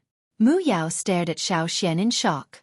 It wasn't that he doubted Xiao's claim that this was the giant eagle's land of worship. He knew that Xiao was on a different side from them and had conflicts with them before. Before Yanjiao crossed the sea, they were hunted down by the royal city's army. Most of their team had participated in the hunt. Even those who weren't directly involved did so indirectly. Yi Zong, who hadn't climbed up the mountain, was also a direct participant. It would be strange if Xiao treated them well. That was why Mu Yao's guard was up. If even the Yi family couldn't stop this tribesman, what was he after? Just to warn them? Looking at the surrounding environment and terrain, they were on a steep hillside. There were many mountain walls that were almost perpendicular to the ground. If they were not careful, they could directly roll down the mountain. Xiao chuckled at their wary gazes. "I'm not the one you should be wary of." Mu Yao did not say anything, but he thought to himself, "Who else can I guard against? You must be hoping for all of us to die." If Mu Yao was in Xiao's shoes, he would have thought the same. That was why he did not let his guard down. Instead, he stared at Xiao even more cautiously. "It's about to begin." Xiao looked up at the sky. There was no angry roar, no murderous intent in his eyes. Xiao's tone was calm, but it sent chills down Mu Yao's spine. He panicked for no reason.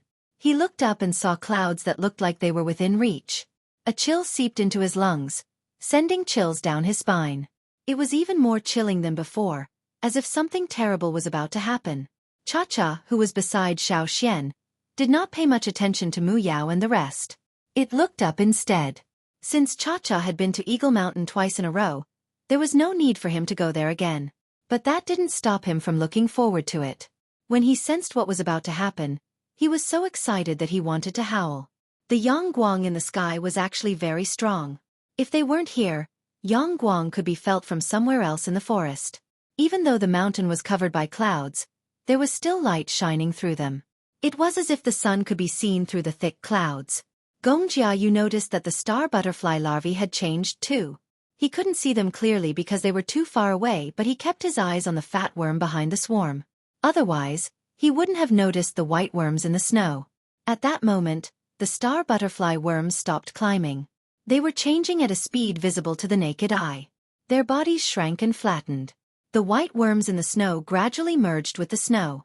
They looked like a mass of snow that was similar to the snow around them. Below a protruding rock on the mountain wall, a star butterfly worm clung to it like a ball of snow.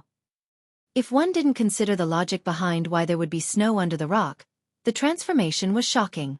This was the natural instinct of the star butterfly worm. Just like how creatures in the forest would disguise themselves when faced with a threat, these star butterfly worms were the same. They sensed danger. Even Gong Jiayu, who didn't know much about insects, felt chills run down his spine. The fear of uncertainty was enough to push his heart into his throat. It was dead silent. The entire mountain range seemed to have fallen into silence. Everyone's breathing became cautious. Only the sound of the wind whistling in their ears. Suddenly, the clouds above began to swirl as if something was blowing them. Screech, the cry of an eagle that seemed to come from beyond the heavens, rang out from above. Then more eagle cries rang out, as if they were very far away, but also as if they would arrive in the next moment. It was a giant eagle's cheer. The clouds above rolled even more violently, as if there were strong gusts of wind blowing from above, spreading to the surroundings, trying to blow away the thick clouds that were blocking their line of sight. Screech, screech, the eagles' cries were getting closer, right above their heads.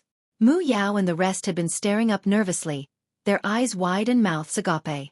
They were shocked by what they saw but did not dare to make a sound. Above their heads, in the thick layer of clouds, which was brightly illuminated by the sun, there were large swathes of shadows moving. The airflow from above finally blew away part of the clouds. The sunlight released the golden light that had been brewing for a long time, like sharp swords that broke through the clouds and were thrown into places that had been blocked by the clouds for a long time, opening up a brighter world. But soon, the light was blocked again. This time, it was not the thick clouds that blocked Yongguang's view, but several large figures. Unlike the old eagle Mu Yao had seen earlier, these figures were like newly awakened predators, eager to set the bloody rules of the hunt. Mu Yao thought the eagle he saw earlier was already a giant eagle, but now, he finally understood what Xiao Xian meant when he said giant in giant eagle. The eagle from before, even if placed in the group of eagles above, was only an ordinary one. Giant beast. Real giant beasts. According to legends, giant beasts ruled the world in an even more distant era. But for some reason, the giant beasts that once ruled the world and pushed humans to the bottom of the food chain disappeared one by one. Only then did the humans who lived in the dark usher in a new era. Disregarding its strength, just its body size alone was enough to make it a true giant beast. In the past, he had thought that the ferocious beasts he had seen in the forest were already large in size. However, compared to what he was seeing now, they were not even worth mentioning. This was the first time he saw a true giant beast, and a group at that. They seemed to be mocking Mu Yao for his short-sightedness. The huge figures easily stirred the clouds with their powerful wings. They soared in the sky as if they were born in the clouds. Looking down on everything. Looking down on everything. That was the source of all the fear in Mu Yao's heart. What did the tribesmen say? This was the giant eagle's land of faith? What else did he say? You shouldn't be wary of me? Mu Yao's heart skipped a beat. He only had one thought. Don't let the giant eagles discover them. Just as he thought this, Mu Yao heard something whirring in the air. Several figures flew in from above, drawing an arc in the air before crashing into the mountain wall where Mu Yao and the others were resting, exploding. The rocks on the mountain wall didn't crack, nor did Mu Yao and the others suffer much damage. Just some noise. Bang bang bang bang. Clap clap. Thud. Each thud was louder than the last. Mu Yao. He wanted to curse the Yanjiao ancestors.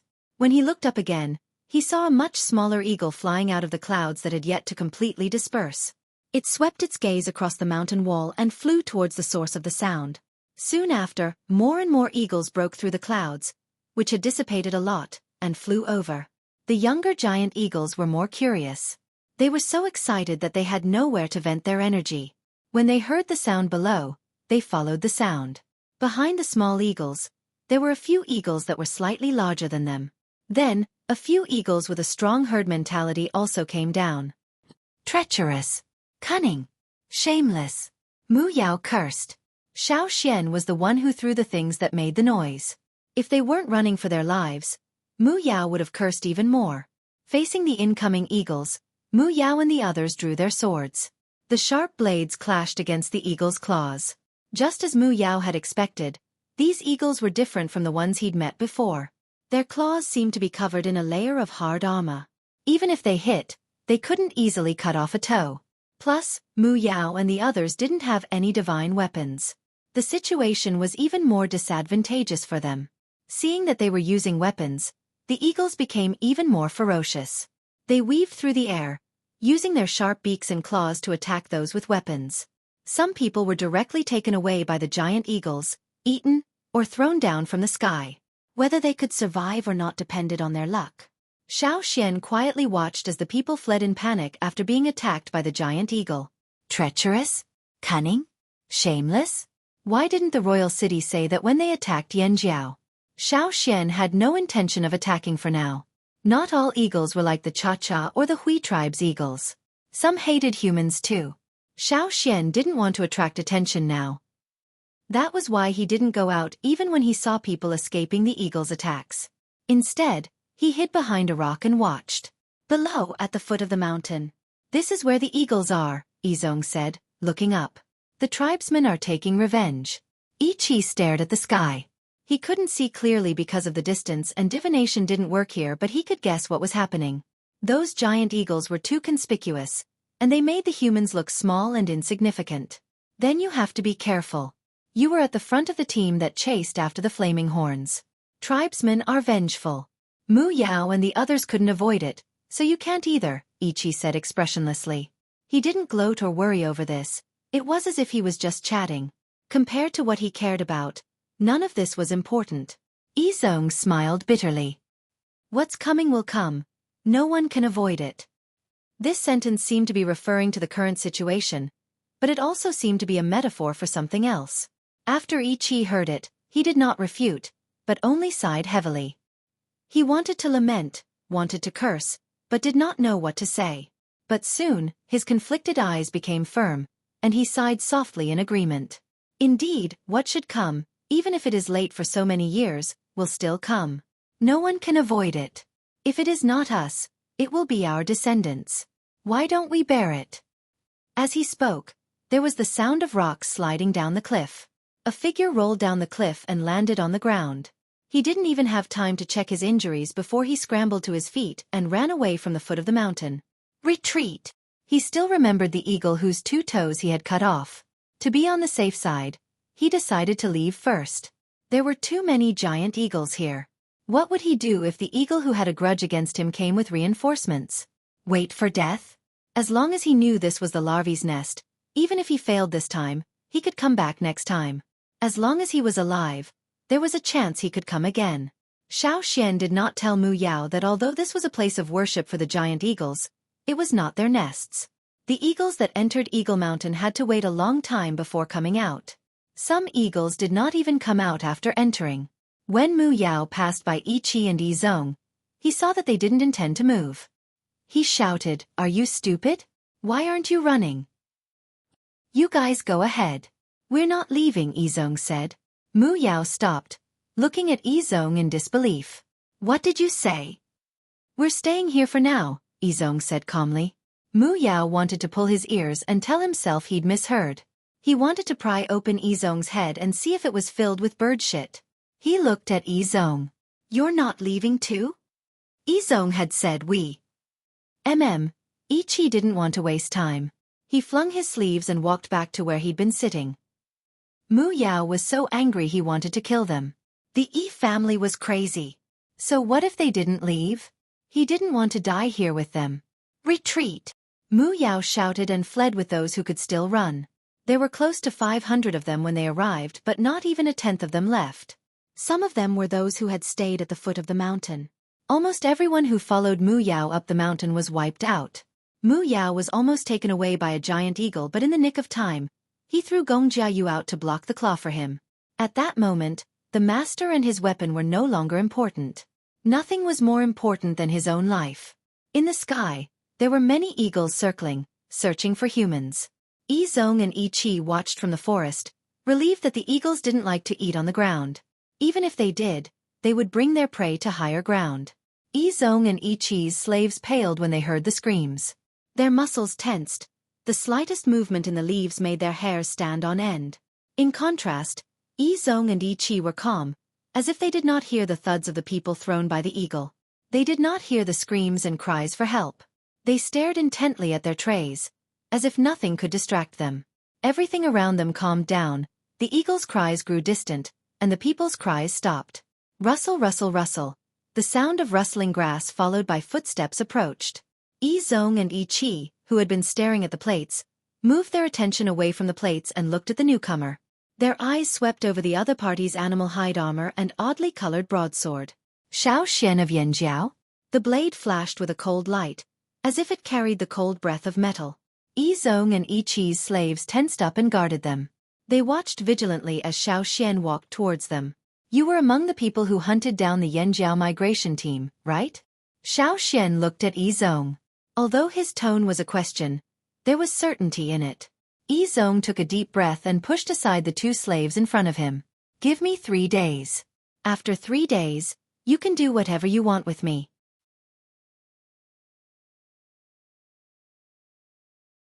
Chapter 788. 3 days? Xiaoxian didn't know why they didn't leave with Mu Yao, nor did he know why Yi Zong said 3 days. But why? Xiaoxian looked at the two Yi family members not far away. In the forest, wolves don't give giant antlered deer any time to catch their breath. No, these 3 days are for us and Yanjiao. Yi Zong's expression didn't change. In 3 days, the Yi family will fight to the death with Yi Xiang. I don't think I need to explain who Yi Xiang is. Xiaoxian raised an eyebrow. Of course he knew who Yi Xiang was. Rock Hill City was where it was today mainly because of Yi Xiang. And Yi Xiang had always been called bad luck by the Yi family. Xiaoxian pointed at Yi Zong and Yi Zong with his free hand. You. Then he pointed to the ground. Here. He pointed in the direction of the desert. Fight Yi Xiang? How were they going to fight from so far away? Also, Yi Zong had said the Yi family, not us or me. Did that mean the entire Yi family was going to fight? They were so far away, the Yi family wouldn't all head to the desert. How were they going to fight? Seeing Xiaoxian's confusion, Yi Zong explained slowly, as if he was sure that Xiaoxian wouldn't kill them now. The Yi family's way of fighting is different from other tribes. Yi Qi lifted his chin slightly at Yi Zong's words, his face filled with obvious arrogance. He seemed to despise the way other tribes fought. Fighting with blades at the slightest disagreement was barbaric. How vulgar. How could they compare to the Yi family? How different. Xiaoxian's interest was piqued. The Yi family had always been a special group. They didn't have much fighting ability, nor were they as strong as other tribes. However, they were one of the 6 noble families in the royal city. If I tell you, will you give us 3 days? Yi Zong asked. Sure. Xiaoxian could afford to wait for 3 days. Yi Zong was relieved to hear Xiaoxian agree. As long as Xiaoxian agreed, 3 days would be enough. Sitting back down on the animal hide cushion the slaves had laid out, Yi Zong said, the Yi family have never believed in pure physical strength. Xiaoxian knew that the Yi family could kill people without leaving a trace. They could even create all sorts of accidents without anyone knowing why. The abilities of the Yi family's ancestors were not limited to the world you can see. Yi Zong looked into the sky with admiration and respect. You will not be able to see the duels between the Yi family members. Distance is not an obstacle for the truly powerful, just like how you can see what is happening in faraway places. Can't see? Xiaoxian had wanted to watch the duel between the Yi family members and see if he could learn more from it so that he could improve his not divination skills. However, Yi Zong said that he wouldn't be able to see it. I don't know how you know the Yi family's divination skills, but you are not a member of the Yi family. Even if you can grasp part of the divination skills, you won't be able to access the core knowledge. That knowledge can only be accessed through the inheritance of the Yi family. Also, it is related to the power of the fire seed, Yi Zong said. Kid, what kind of divination skills are you using from the Yi family? Yi Qi couldn't help but ask. He still couldn't believe that the person who had been using divination skills to track them was really this tribesman. If I tell you, will you tell me how to watch the duel? Xiaoxian asked. You can't. If you want to see what normal people can't, you must know the core knowledge that Yi Zong mentioned. You can't do that.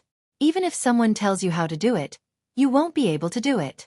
Because you don't have the blood of the Yi family in you. Yi Qi said with certainty. Without the blood of the Yi family, he wouldn't be able to use the power of the fire seed in his bloodline. He wouldn't be able to access the core knowledge, let alone watch the duel between the E family and the E family on another level. The fire seed again? Then how do you know the E family is going to fight? Did you get the information from divination? 3 days? Because the duel will start in 3 days? Xiao asked.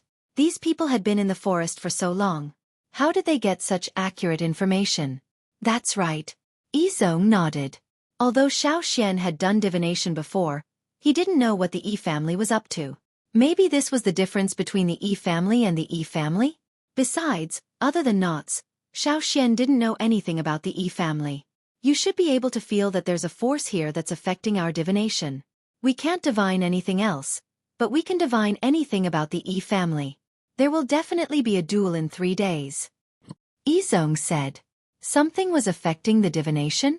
Xiao hadn't noticed anything. He had just done a divination on the hunting team. Although there were some obstacles, they could still continue. Of course, Xiao didn't mention any of this. In 3 days, Yizong only briefly told Xiao about Yixiang and the upcoming duel with the E family. After that, he and Yi focused on preparing for the duel. This was a good place. Perhaps because it was close to Eagle Mountain, there weren't any threatening fearsome beasts nearby. The eagles rarely rested at the foot of the mountain. No wonder Yizong and Yi didn't leave with Mu Yao and the others. Even if they had 3 days, they wouldn't be able to leave this forest. They didn't know if they could find a better place. That was why they decided to stay here and prepare for the duel. The war had come so suddenly that they had not expected it either. They had originally planned to search for better forging materials with the Mu family to deal with the trouble in the desert, but they had not expected the war to suddenly draw closer. They no longer needed to catch the star butterfly insects because there was no longer a need. Even if they could catch them and forge better weapons, the war would have already ended by then. Yizong and Yi had said 3 days. But on the second day, their expressions changed drastically. They ordered their slaves to guard the area while they took out the tray, jade stones and golden sand they had prepared. Just like a divination, they placed the jade stones on the tray according to a certain pattern. Then, they sprinkled the fine golden sand on the tray. Every time their fingers moved the jade stones, the sand would change. Xiao looked over. Yizong and Yi ignored everything around them, their eyes fixed on the changes in the jade stones and sand. It was as if the tray was everything. They weren't afraid that Xiao would see this. In their hearts, Xiao wasn't a member of the E family. Even if he saw what they were doing, even if he was gifted and could understand some of the mysteries, he wouldn't be able to touch the unseen plane of the world. Seeing what others couldn't see had always been the reason why the E family thought they were better than others. In the square plate, the golden sand moved on its own despite the absence of wind. One moment it was moving in this direction, and the next moment, it changed directions. The jade stone seemed to have created an invisible force to move the fine sand. The hand that moved the jade stone seemed to be moving very slowly, because every time he blinked, he seemed to see a hand stop there, not moving at all, but also seemed to be moving very fast. Around the hand were shadows, and the jade stone and the golden sand were moving. Something was fermenting rapidly. The waves of energy became faster and faster. Yizong and the slaves around Yi couldn't help but take a step back. Then another step. Then another step. They moved even further away from the two. The sudden increase in energy around the two gave them a lot of pressure. Whoosh! An orange-red flame mixed with white light suddenly appeared. It drew an arc in the ground in front of Yi, forming an arc of fire. On the outer side of the arc of fire, there was a ball of fire. The top of the flame was mostly orange-red, while the bottom was white. The flame was almost as tall as a person. On the other side of the arc of fire, Yi sat there. Behind him, there were 3 shadows. They seemed to be illuminated by the flame, flickering along with the dancing flames on the other side of the arc of fire. The ball of fire actually illuminated 3 shadows. The flame of the fire seed.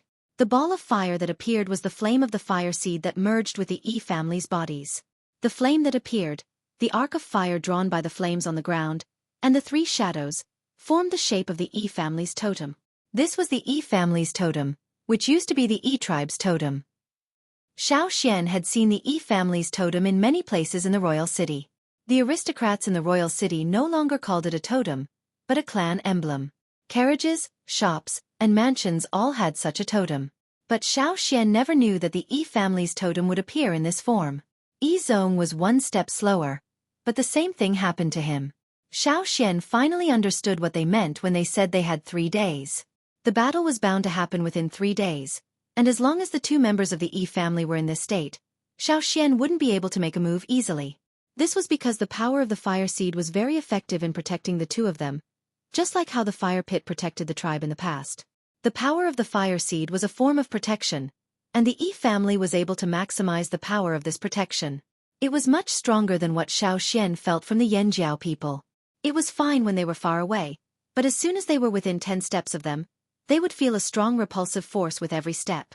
This was why the slaves around the 2 of them kept retreating, because they couldn't stand close to the 2 of them at all. Moreover, Yi Zong and Yi Qi were sitting very close to each other. The power of the fire seed had a superimposed effect, so the repulsive force towards those who weren't from the Yi family was even stronger. The battle with the Yi family definitely wouldn't last for just 1 or 2 days. The 2 of them had said they would have 3 days, probably because they wanted to stall for time. They didn't want to waste their power before the battle started, so they had to deal with Xiao Xian first. Once they were fully prepared for battle, the protective shield of the fire seed would be activated. You think I can't make a move just because you're borrowing the power of the fire seed? Xiao Xian laughed. Yi Zong and Yi Qi probably expected that he wouldn't make a move at a time like this. The battle between the Yi family and Yi Xiang was actually a good thing for the Yanjiao tribe. After all, the Yanjiao didn't like either side. Moreover, Yi Zong might have analyzed Xiao Xian's style of doing things in all kinds of situations, so he felt that it was more likely that Xiao Xian wouldn't make a move. That was why he was so calm. However, Yi Zong definitely didn't expect that Xiao Xian wasn't afraid of the repulsive force of the fire seed at all.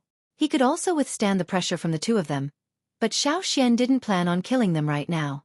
Xiao Xian looked at Yi Zong and Yi Qi, who were surrounded by totemic flames. He found another spot and told Cha-Cha to keep an eye on the surroundings while he took out a straw rope. Couldn't watch the battle with the Yi family? How would he know if he didn't try?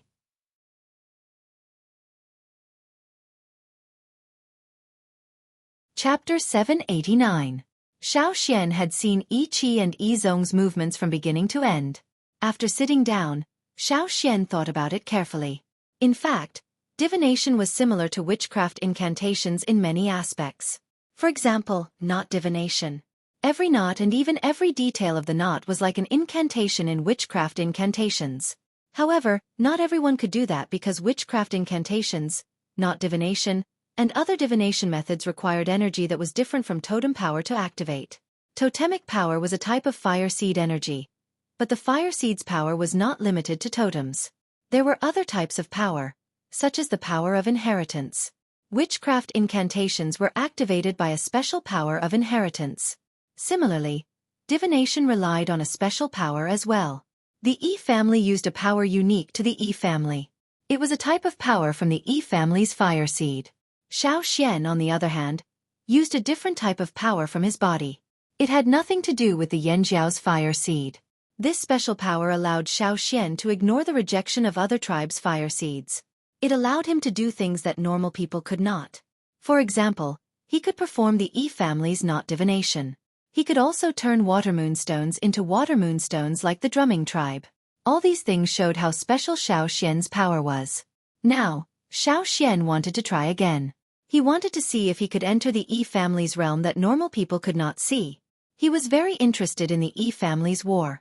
First, he was curious about how the Yi family would wage war. Second, he was curious about the appearance of that person in the desert.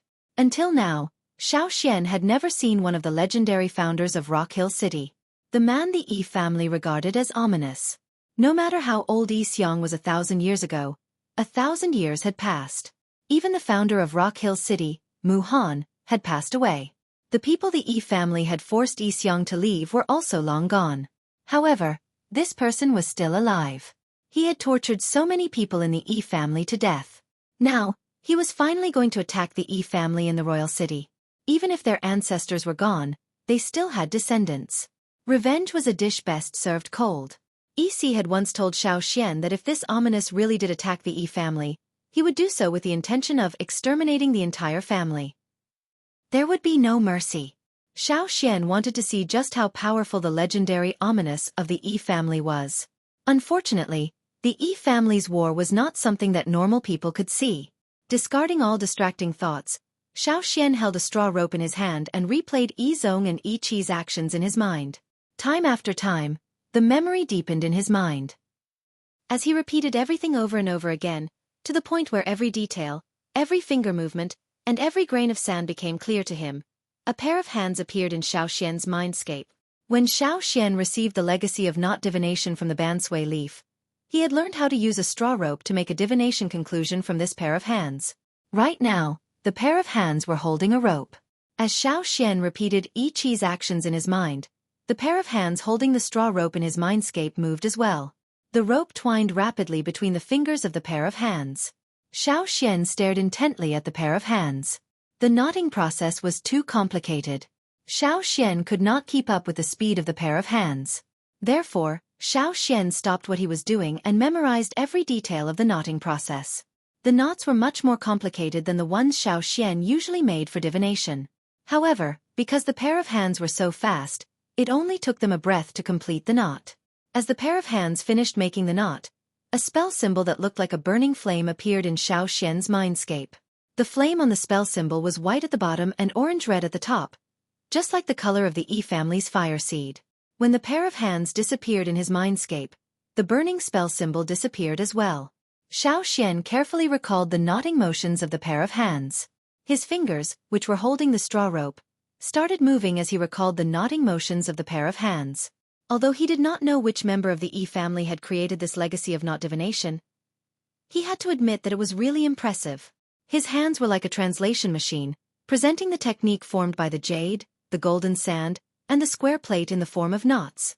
As Xiaoxian recalled the movements of the pair of hands in his mind, he slowed down and broke them down bit by bit as he tried to make a knot. The straw rope in his hands also started to be knotted according to the movements of his fingers.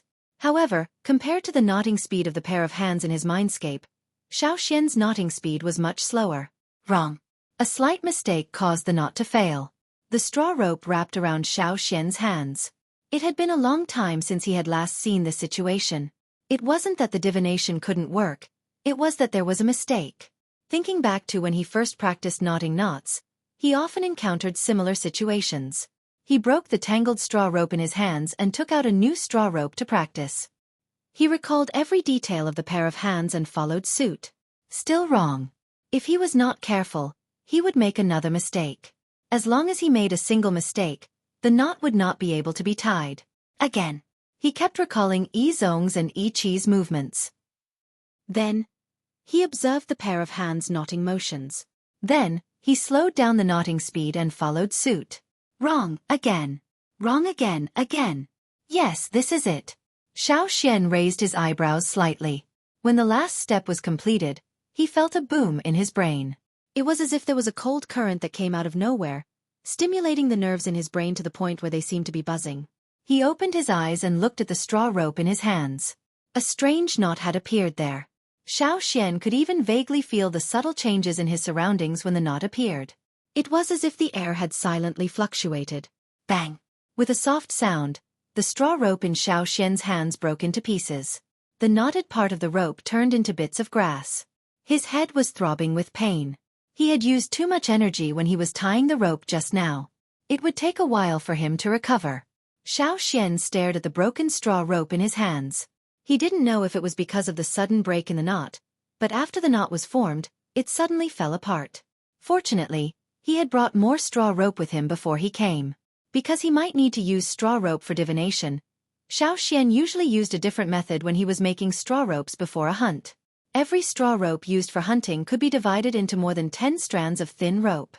This method was more complicated and took more time, but the straw rope made with this method was stronger. It could also be used for divination. Tracking didn't use a lot of straw rope, but now, Xiaoxian wanted to try to enter the other plane that the E family had mentioned. This would require a lot of straw rope. After recalling the knotting method from earlier, Xiaoxian repeated the knotting action. Success the first time could only be attributed to luck and accident. Only by succeeding every time could one be considered to have mastered the knotting method. There was no room for luck when it came to matters like this. If he couldn't master it now, he might not be able to find the feeling of tying the rope again after some time. He might even miss out on a lot of important insights. The knot that he successfully tied was deeply engraved in Xiao Xian's mind. When he succeeded the second time, Xiao Xian's hand movements were still not fast, but they were much smoother. Then the third time, the fourth time. After successfully tying 5 knots in a row, Xiao Xian temporarily stopped practicing the first knot and moved on to the next one. When all the movements of his hands were put together, he didn't just make one knot. This kind of knot was very draining. Xiao Xian rested for a while before starting a new knot. The second knot was even more complicated and difficult. When Xiao Xian succeeded in tying the knot, he couldn't wait to leave the sea of consciousness. His vision went dark for a moment. The long-awaited feeling of exhaustion reminded Xiao Xian of the first time he practiced knot divination. After resting for a while and drinking some water, he felt much better.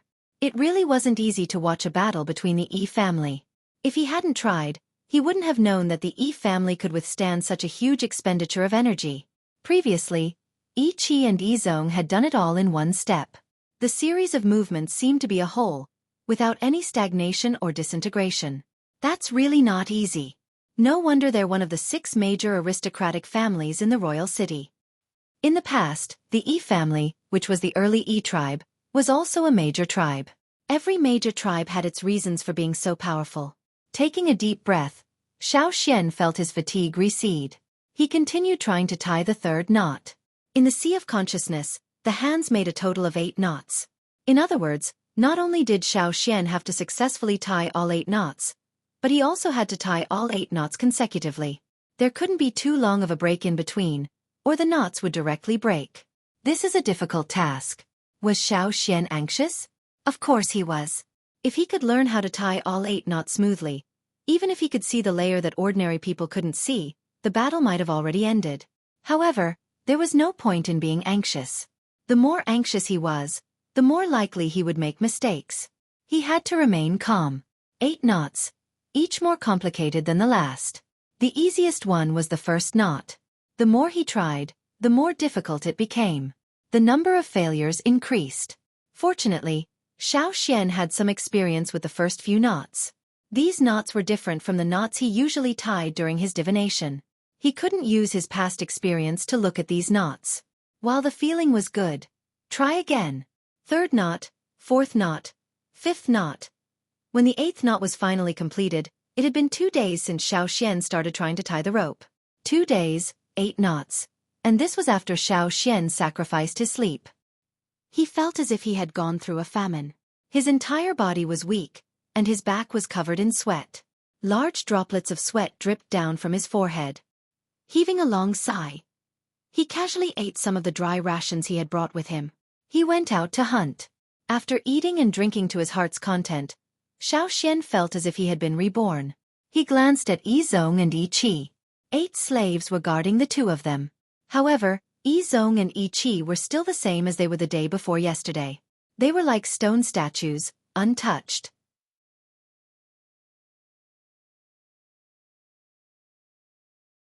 Chapter 790. After successfully tying all 8 knots, Xiao Xian practiced a few more times before combining the knots together. While Xiao Xian was practicing his knots at the foot of the mountain range next to Eagle Mountain, a solemn atmosphere filled the air at the Yi family's residence in the royal city on the other side of the sea. After so many years of development, the Yi family had split into many branches. The main branch was the Yi family's main branch, which was the branch that held the most power. At this time, almost all the members of the main branch of the Yi family were in seclusion. In the royal city, there were usually a few high-profile people who made their presence known. But now, not a single member of the main branch of the Yi family was hanging around outside. There were many people standing around the walls of the Yi family's residence. They were all slaves and members of the main branch of the Yi family. Other than them, no one else could even dream of getting close. Since 3 days ago, the street in the royal city that was used for fortune-telling had become empty. Many caravans and trading teams who were unaware of the situation had come here to try to divine their fortunes or predict other things. But to their surprise, they found nothing. They didn't dare to go directly to the Yi family to look for them. Anyone with half a brain could tell that something was wrong. Even if they were curious, they could only watch the Yi family's residence from afar. In fact, it wasn't just the caravans and trading teams who had traveled all the way to the royal city. Even some of the Yi family's youths, who were unaware of the situation, looked around curiously from time to time after they were assigned tasks. The members of the main branch of the E family rarely came to the main branch of the E family. But this time, all the members of the E family were on the move. Father, why does everyone look so nervous? What are those people from the main branch trying to do? I heard that they are going to fight someone? Who are they going to fight with? A youth from the main branch of the E family asked his father. If it was in the past, when his father heard someone mention the people from the main branch, he would definitely say some sarcastic words.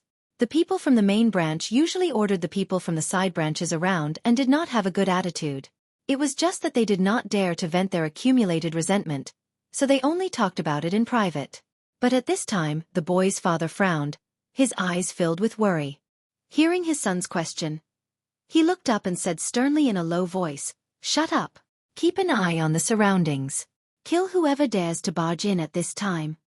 Hearing his father's attitude, the youth nervously swallowed his saliva. He knew that this time was different from the past and the situation was likely quite serious. But since his father didn't want to say more to him, he didn't dare to ask. Looking around, he whispered, "Yes." Then he closed his mouth tightly and didn't make another sound. Nearly 100 people were gathered in a large courtyard in the center of the E family. They were all members of the main bloodline, and they were all rather powerful members of the main bloodline. 1/3 of them were known as masters in the royal city. No matter how arrogant they usually were or how pretentious they were outside, here, they were all obedient students, sitting in their seats obediently. Whether it was the people sitting on the cushions in the center of the courtyard or the people from the other main bloodline standing around, they all waited in silence. It was this kind of waiting that made the atmosphere more solemn. This kind of suffocating pressure could be felt even by the people outside the E family. The sky also became gloomier than before. Suddenly, the sound of footsteps came from afar. They were fast, but they didn't sound rushed or anxious. As soon as they heard the footsteps, the people in the courtyard who were still in a daze immediately calmed down. There were 8 people in total. The 3 people standing at the front were all white-haired old men. These were the elders of the E family, who usually didn't care about worldly affairs. They were the truly senior and powerful elders of the E family, and they would only appear when it was truly a matter of life and death. Behind the 3 elders was the head of the E family. In the eyes of the tribesmen, he was the leader of the family. This kind of person usually had the final say in the E family. Not many people dared to talk back to him. But now, he was only the 4th in line. The 3 elders in front of him were his great-grandmother, and the other 2 were also very senior. When one of the elders called him, he bowed slightly and respectfully walked over to listen. "Not everyone is here yet?" asked an elder with cloudy white eyes without looking at the courtyard. Although he couldn't see, it didn't affect his perception of the outside world. Sometimes he could even see more than the average person. "Most of them are here. Only a few who were out on missions couldn't make it back in time. Yi Zong and Yi Qi are still on another continent, but they should be ready by now," replied the head of the E family.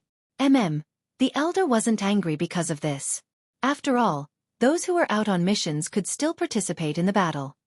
"Let's do the divination," said the white-haired old woman standing next to the head of the E family. The other 2 elders nodded. The head of the E family said loudly, "Let's do the divination." This was something the E family did every time there was a major event.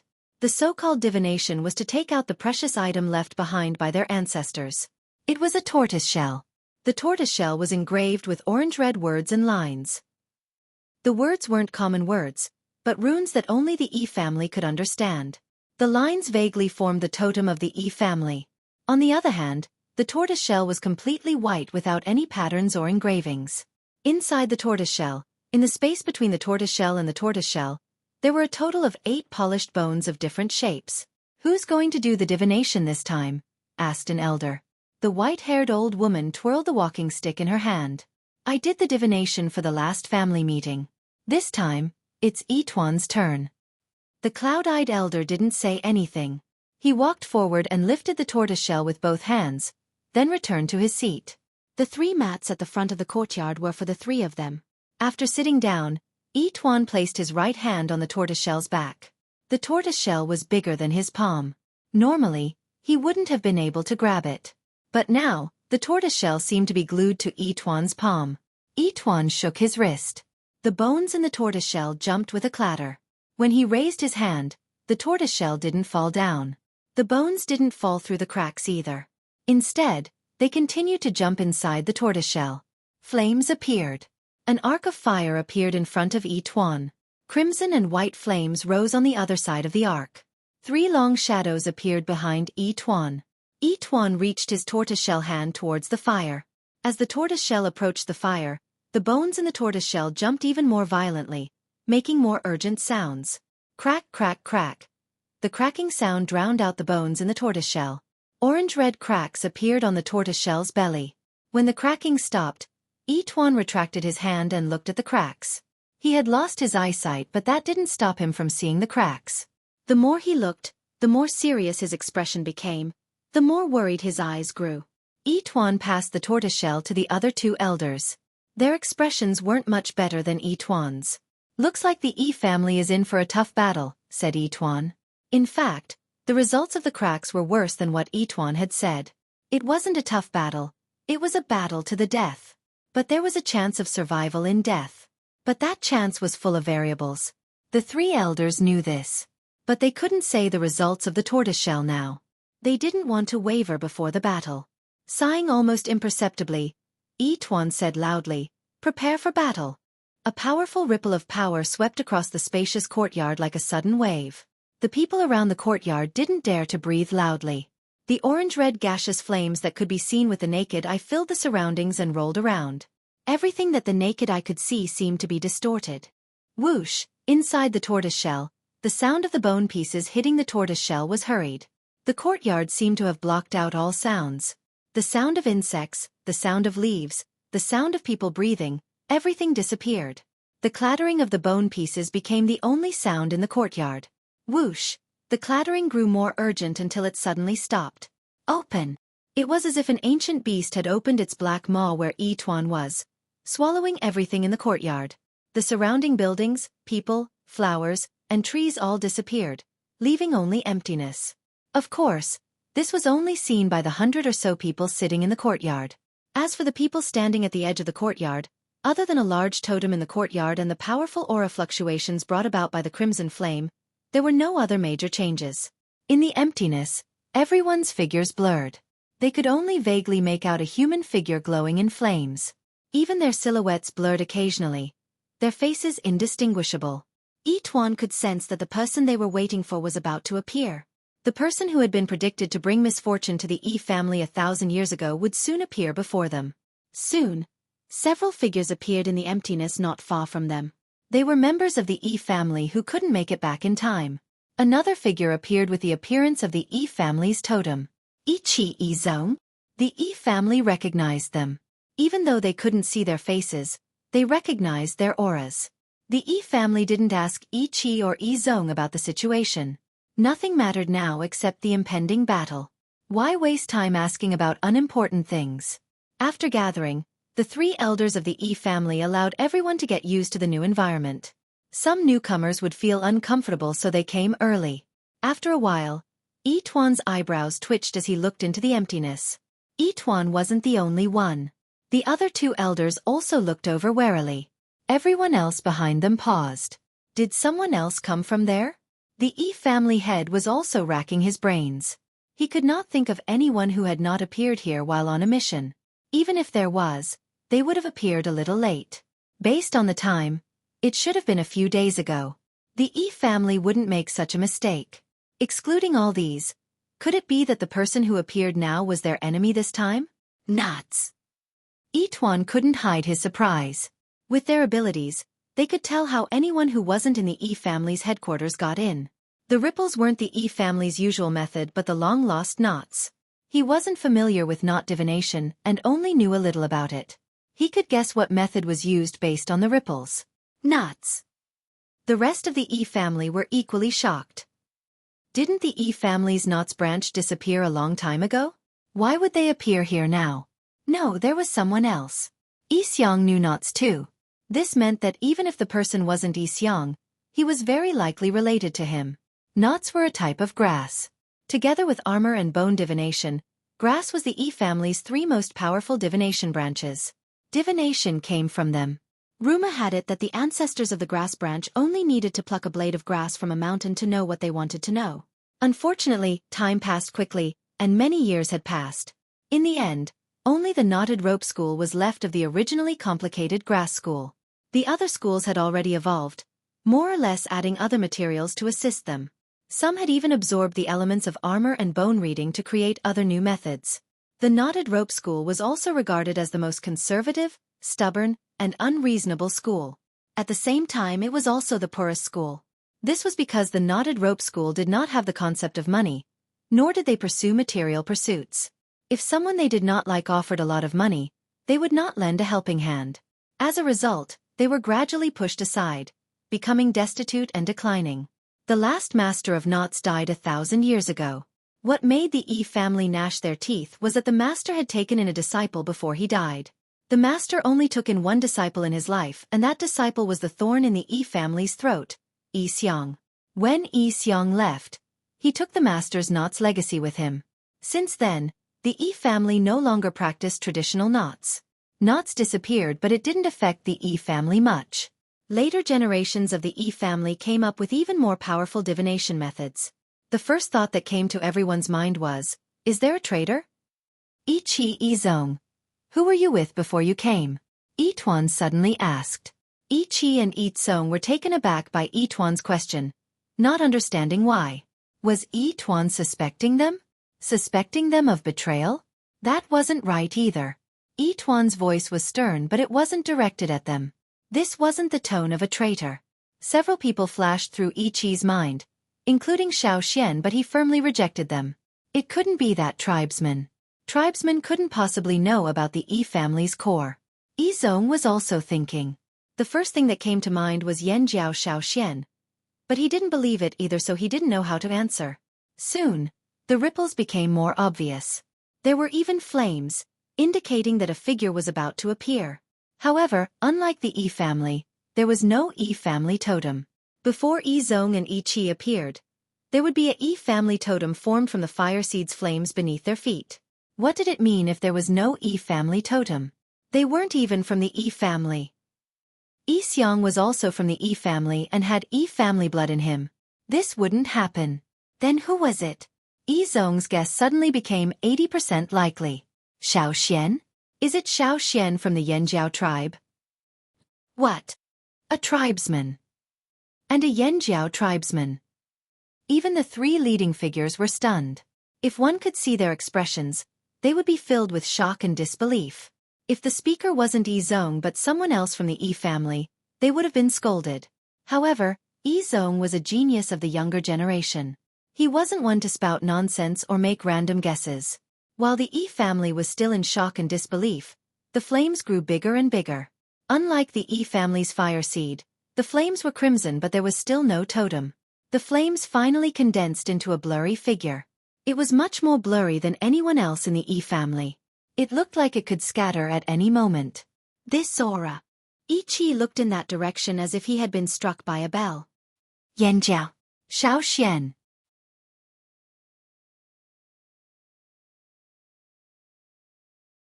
Chapter 791.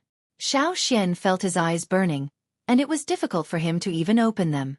It was as if someone was hammering his head with a hammer, causing him to feel a dull pain. His eardrums also hurt so badly that he even suspected that he had gone deaf. There was a cacophony of noises all around him. It sounded like the collective howling of wild beasts in the forest, but it also sounded like someone was making a racket. The cacophony was endless, but it didn't feel real. Even if he covered his ears, the cacophony wouldn't stop. Xiao Xian didn't know why it was like this. He was just practicing the 8 knots, and as he gradually became more familiar with them, he suddenly felt his surroundings change. The sudden change brought about a strong sense of discomfort, as if he was in a different world. Xiao Xian couldn't even sense Cha-Cha's aura. His eyes couldn't see what was going on around him, but after switching to his special vision, Xiao Xian could finally see things clearly.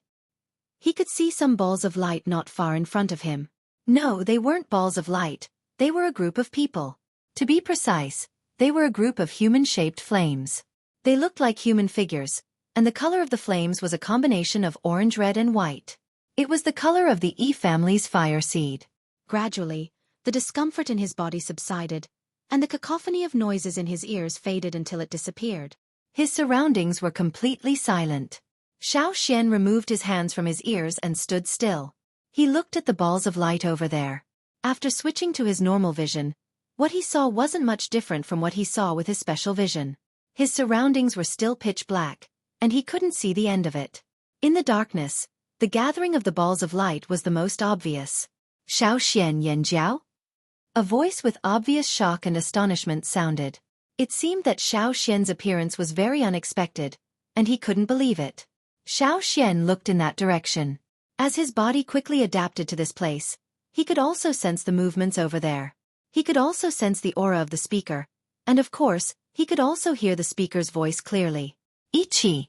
Xueqi looked at a figure. He couldn't see the person's face, but he could tell from his voice and aura. Xueqi also recognized Yi Zong, who was standing beside Ichi. It's really you. How did you get here? Ichi still couldn't figure out how Xueqi had followed them here. Didn't he ask them to tell him the method? But at that time, he and Yi Zong did not say anything, nor did they tell Xueqi how to enter this place. In fact, Xueqi was not even a member of the Yi family. Or could it be that Xueqi actually had Yi family blood in him? Ichi was not the only one with this thought. Even the 3 highest-ranking elders had their doubts for a moment. But the truth before their eyes told them that Xueqi did not have any Yi family aura, because Xueqi did not have any Yi family power. Even the color of his flames was different. Without Yi family blood, without Yi family power, how did this tribesman enter this place? They couldn't figure it out. They couldn't figure it out. This was completely impossible, but it really happened. It drove the Yi family crazy. Where did you learn how to knot? Asked Yituan. Xueqi looked at Yituan and the other 2 figures beside him.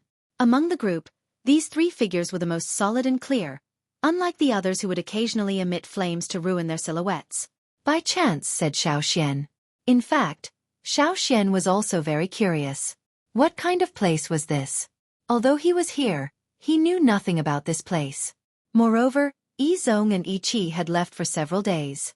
Xueqi had spent 2 to 3 days practicing all 8 knots, then another 2 to link them together. In total, it had been 4 to 5 days. But where was the legendary Yi Xiang? Wasn't there a battle?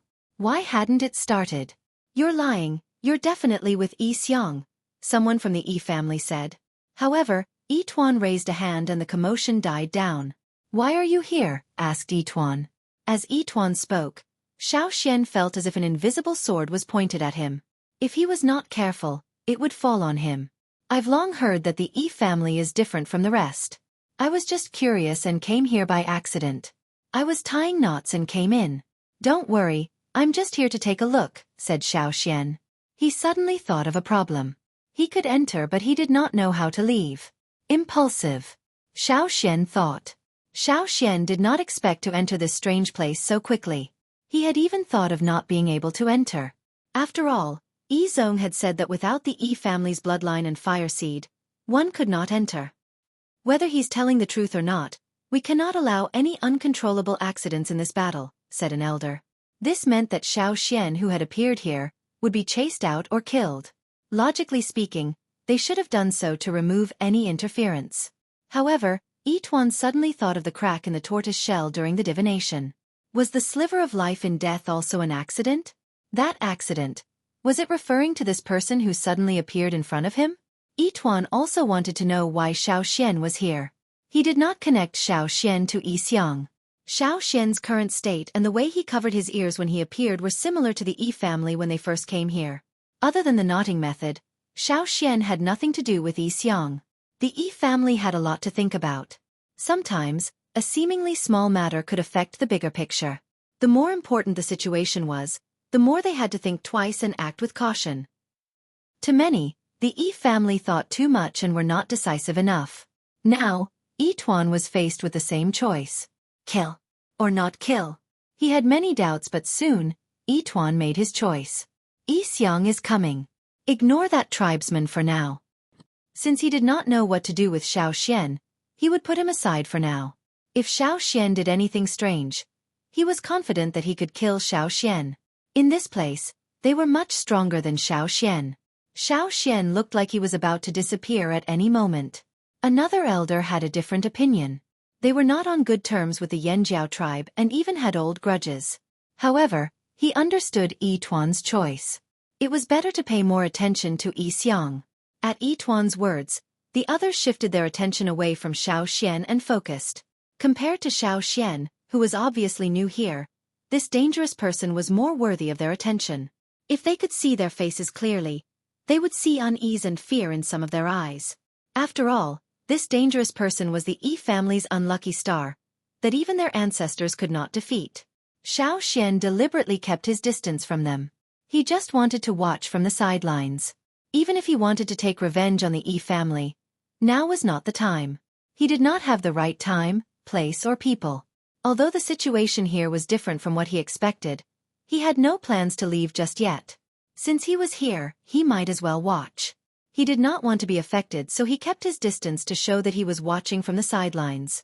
No matter which side won this internal battle, the remaining side would still be at odds with the Yanjiao tribe. Xiao Xian could learn more about the people on both sides through the battlefield, which would help him in the future. Especially Yi Xiang, who had to be carefully observed. This was why Xiao Xian was willing to risk entering this place. His understanding of Yi Xiang was limited to what he heard from others and the pitiful records left by his ancestors.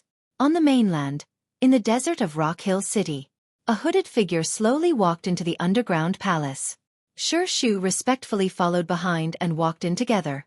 There were no other Rock Hill City people in the underground palace, only a few figures covered in linen. Even the stones used for light were pitifully few. Faint shadows on the stone walls of the walkway changed with each person's movements. The hooded figure in front of Xueqi revealed a pale hand from his wide sleeve.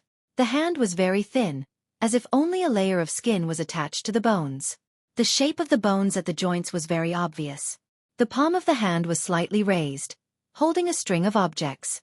Some pieces of wood had been shaved into various shapes with holes drilled in the middle. They were then connected by straw ropes to form a closed loop. 4 fingers were slightly curled in the palm of the hand. His thumb rested on a piece of wood the size of a fingernail. Every piece of wood on the string was engraved with patterns, but not everyone could understand them. There was a circular hall in the underground palace. As he walked towards the center of the hall, the man in the cloak moved the wooden ornament on his hand with his thumb at a steady pace, as if he was an old man taking a leisurely stroll. When he was about to reach the center of the hall, he slightly raised his other hand that was not holding any wooden ornament and waved it slightly. Xueqi, who was following behind, immediately stopped and bowed to the other party. He glanced at the 5 people guarding the hall. These 5 people were also covered in linen. He couldn't see their faces and they weren't breathing. Retracting his gaze, Xueqi turned and left the hall. As he waved his hand, the hooded figure's footsteps didn't change, still maintaining his original speed and strength. When he walked into the center of the hall, when his foot landed on the last step, his thumb pressed against a piece of wood on the wooden ornament and paused. A flame suddenly lit up and drew an arc in front of him. The orange, red and white fireball ignited.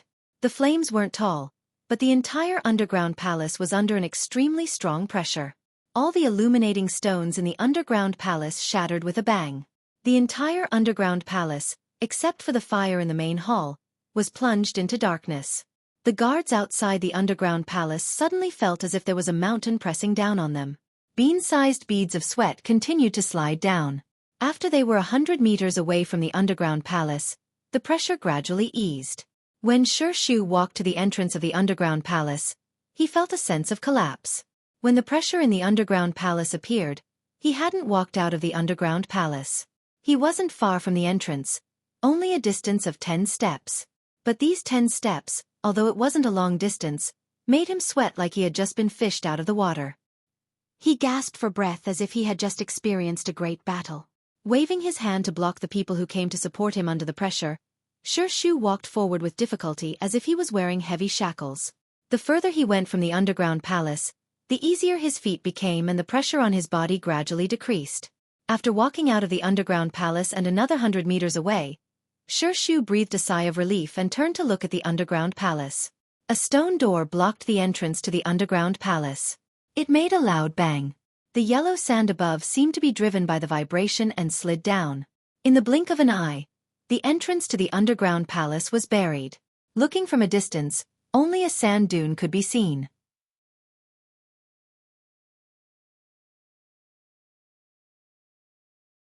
Chapter 792. Xiao Xian was trying his best to get used to this place. Although it was much better than when he first arrived, he still felt uncomfortable.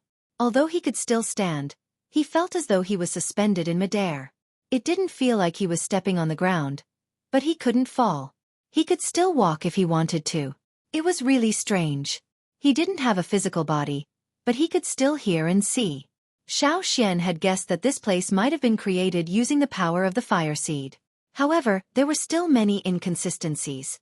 The darkness around him also seemed to hide many things that couldn't be seen. It was mysterious and unpredictable. However, Xiao Xian didn't think too much about it. Soon, he felt a strong wave of energy coming from somewhere. It was similar to the energy coming from the Yi family, but there were also obvious differences. Anyone could tell the difference between the two. A line of fire suddenly appeared in the void in the distance, drawing an arc in the place where the power fluctuations were. A ball of fire appeared at one end of the arc. Whether it was the arc of fire or the ball of fire, they were very different from the ones on the Yi family's side. The most obvious difference was that the ratio of the two colors in the flames was different. On the Yi family side, the ratio of orange-red flames to white flames was almost 50/50. However, the arc of fire and ball of fire that appeared now was dominated by white flames, accounting for more than 2/3 of the flames. On the other end of the arc of fire, a figure appeared. It was a very clear figure that seemed to be flashing with fire. Ren Boqian could even see the slight movement of the cloak that this person was wearing. Xiao Xian had already noticed that the stronger one was, the clearer the figure formed here. This clarity didn't refer to the appearance of the figure. Everyone was formed by flames, so he couldn't see their faces. On the Yi family side, there were only orange, red and white flames. There were almost no other colors. The so-called clarity referred to the silhouette of each figure and the overall feeling of the figure. Xiao Xian was the weakest among them. This was because he could only vaguely make out the shape of a human. The flames fluttered, and it looked like a gust of wind could blow them away. In comparison, the Yi family was much clearer, especially the three leaders of the Yi family. But now, this newcomer was even clearer than the three elders from the Yi family. It was as if all the flames that formed this figure were used to condense this figure. Not a single bit of the flames spread out. The edges became clearer and clearer, forming a clear boundary with the surrounding darkness. With just a glance, the difference in strength was immediately apparent. As soon as this figure appeared, Xiao Xian could clearly sense the tension in the Yi family. They were afraid. Yixiang? Yi Tuan asked in a low voice. Although Yixiang was superior to them in terms of strength and seniority, Yixiang was someone the Yi family was determined to get rid of. Hence, seniority did not matter at all. There was no respect in his tone as he called Yixiang by his name. His tone was filled with caution and caution. Yi Tuan had wanted to ask why Yixiang wanted to kill the Yi family. After all, Yixiang was still a member of the Yi family. Did he really want to wipe out the Yi family? Also, where did the important things the Yi family took away go? Did he really create those monsters in the desert? Yi Tuan had many questions to ask Yixiang, but Yixiang had no intention of answering. He did not even make a sound. Xiao Xian saw the newcomer look up at Yi Tuan's words. Then, without a word, he walked towards the Yi family. As he walked, the totem beneath his feet moved as well. The fireball in front of the arc of fire was not directly in front of him, but diagonally above him, moving with Yixiang's movements. Yi Tuan's heart tightened. He knew that Yixiang did not even want to talk to them. Without another word, he shouted, "Guard the formation." The 100 or so members of the Yi family were not here to attack, but to guard the formation. If they went out alone, they would only end up as cannon fodder. They were only useful when guarding the formation. These 100 people were the core and most outstanding members of the Yi family. The Yi family had really put in a lot of effort this time. A huge totem appeared beneath their feet and expanded. Their powers merged into one. Beneath their feet, including Yi Tuan and the other two elders, there was no small totem. Instead, there was a large Yi family totem. The curved path of flames formed a wall of fire in front of them. In front of the wall was a huge ball of fire, half orange-red and half white, exuding the powerful aura of a fire seed. Their combined might made one's heart tremble. Fiery light surged, and it was even more dazzling than when it first appeared. A fire pit. The aura and the flames made Xiao Xian feel like a temporary fire pit had been built. However, it was understandable. Blood and fire came from the same source. After the fire seed fused, everyone could be seen as a small fire seed. When these small fire seeds gathered together, they would form a large fire seed. Not only could it play a certain defensive role, it could also provide power to those nearby. However, although the combined aura of the 100 or so people looked powerful, Xueqi felt that many of the E family members did not seem confident at all. Solemn and nervous, this was probably how most of the E family felt. Go! Yituan raised his hand. A bright white dot flew out of his palm. It passed through the fire and instantly transformed into a 20-meter-tall beast. It looked like a tiger or a leopard, but its figure was blurry. Flames rose around it. Although it was only made of fire, one could see that it was a lithe beast. A long howl that belonged to a beast rang out in the dark void, spreading in all directions. It was deafening. Xueqi was far away, but he felt like the roar was right next to his ear. It was so loud that his brain went numb. If he hadn't seen it with his own eyes, he would have thought that it was a ferocious beast from the forest that was about to go on a killing spree. The beast arched its back like a taut bow. The next moment, it opened its back and sprinted forward. Every step it took covered nearly 100 meters, heading straight for Xiang. It sped up, leaving a long tail of fire behind it. The two parties were originally quite far away, but in the blink of an eye, they were close. A bone-reading beast. Bone reading was the beast bones used by the E family for divination. Everything came with a price. Everything was balanced, including the E family's ability to foresee the future. Divination relied on the vitality of animals and plants. For example, bone reading. The E family's ancestors discovered that even the bones of dead beasts contained vitality. Their divination relied on the vitality of the beasts in the oracle bones to predict the past or the future. Similarly, the E family often used this method in their battles. The objects that everyone used for divination, regardless of whether it was the bone divination branch, the armor divination branch, or the various divination techniques that were now mixed together, all possessed a certain amount of vitality, including stones. Yes, stones. The E family's ancestors believed that stones were the bones of the earth and contained a great deal of vitality. Hence, after the oracle bones, they began to add stones to their divination. These stones were not randomly picked up but were carefully selected to contain vitality. For example, the jade stones used by Yi Zong and Yi Qi were used to carry out their divination using the vitality of these stones. Whether it was the oracle bones or jade stones, regardless of whether they were found or gifted, as long as they held them in their hands, they could be used for divination or for internal battles within the Yi family.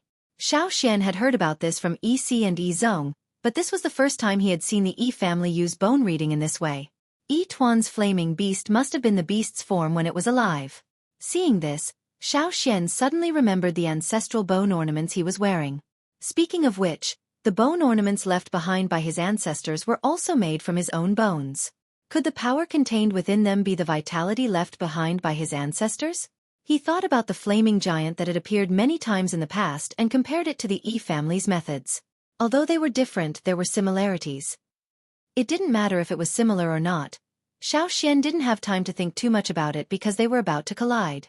A beast roar even louder than before rang out again. Accompanying this roar was the bone-reading beast's final leap towards Xiang.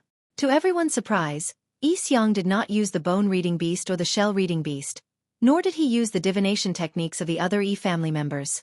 He did not even try to dodge. Instead, he took a step towards the bone-reading beast and raised his hand. A strange energy rippled from his hand and collided with the bone-reading beast. You're tuning in to the Xueqi's Martial Arts Saga YouTube channel.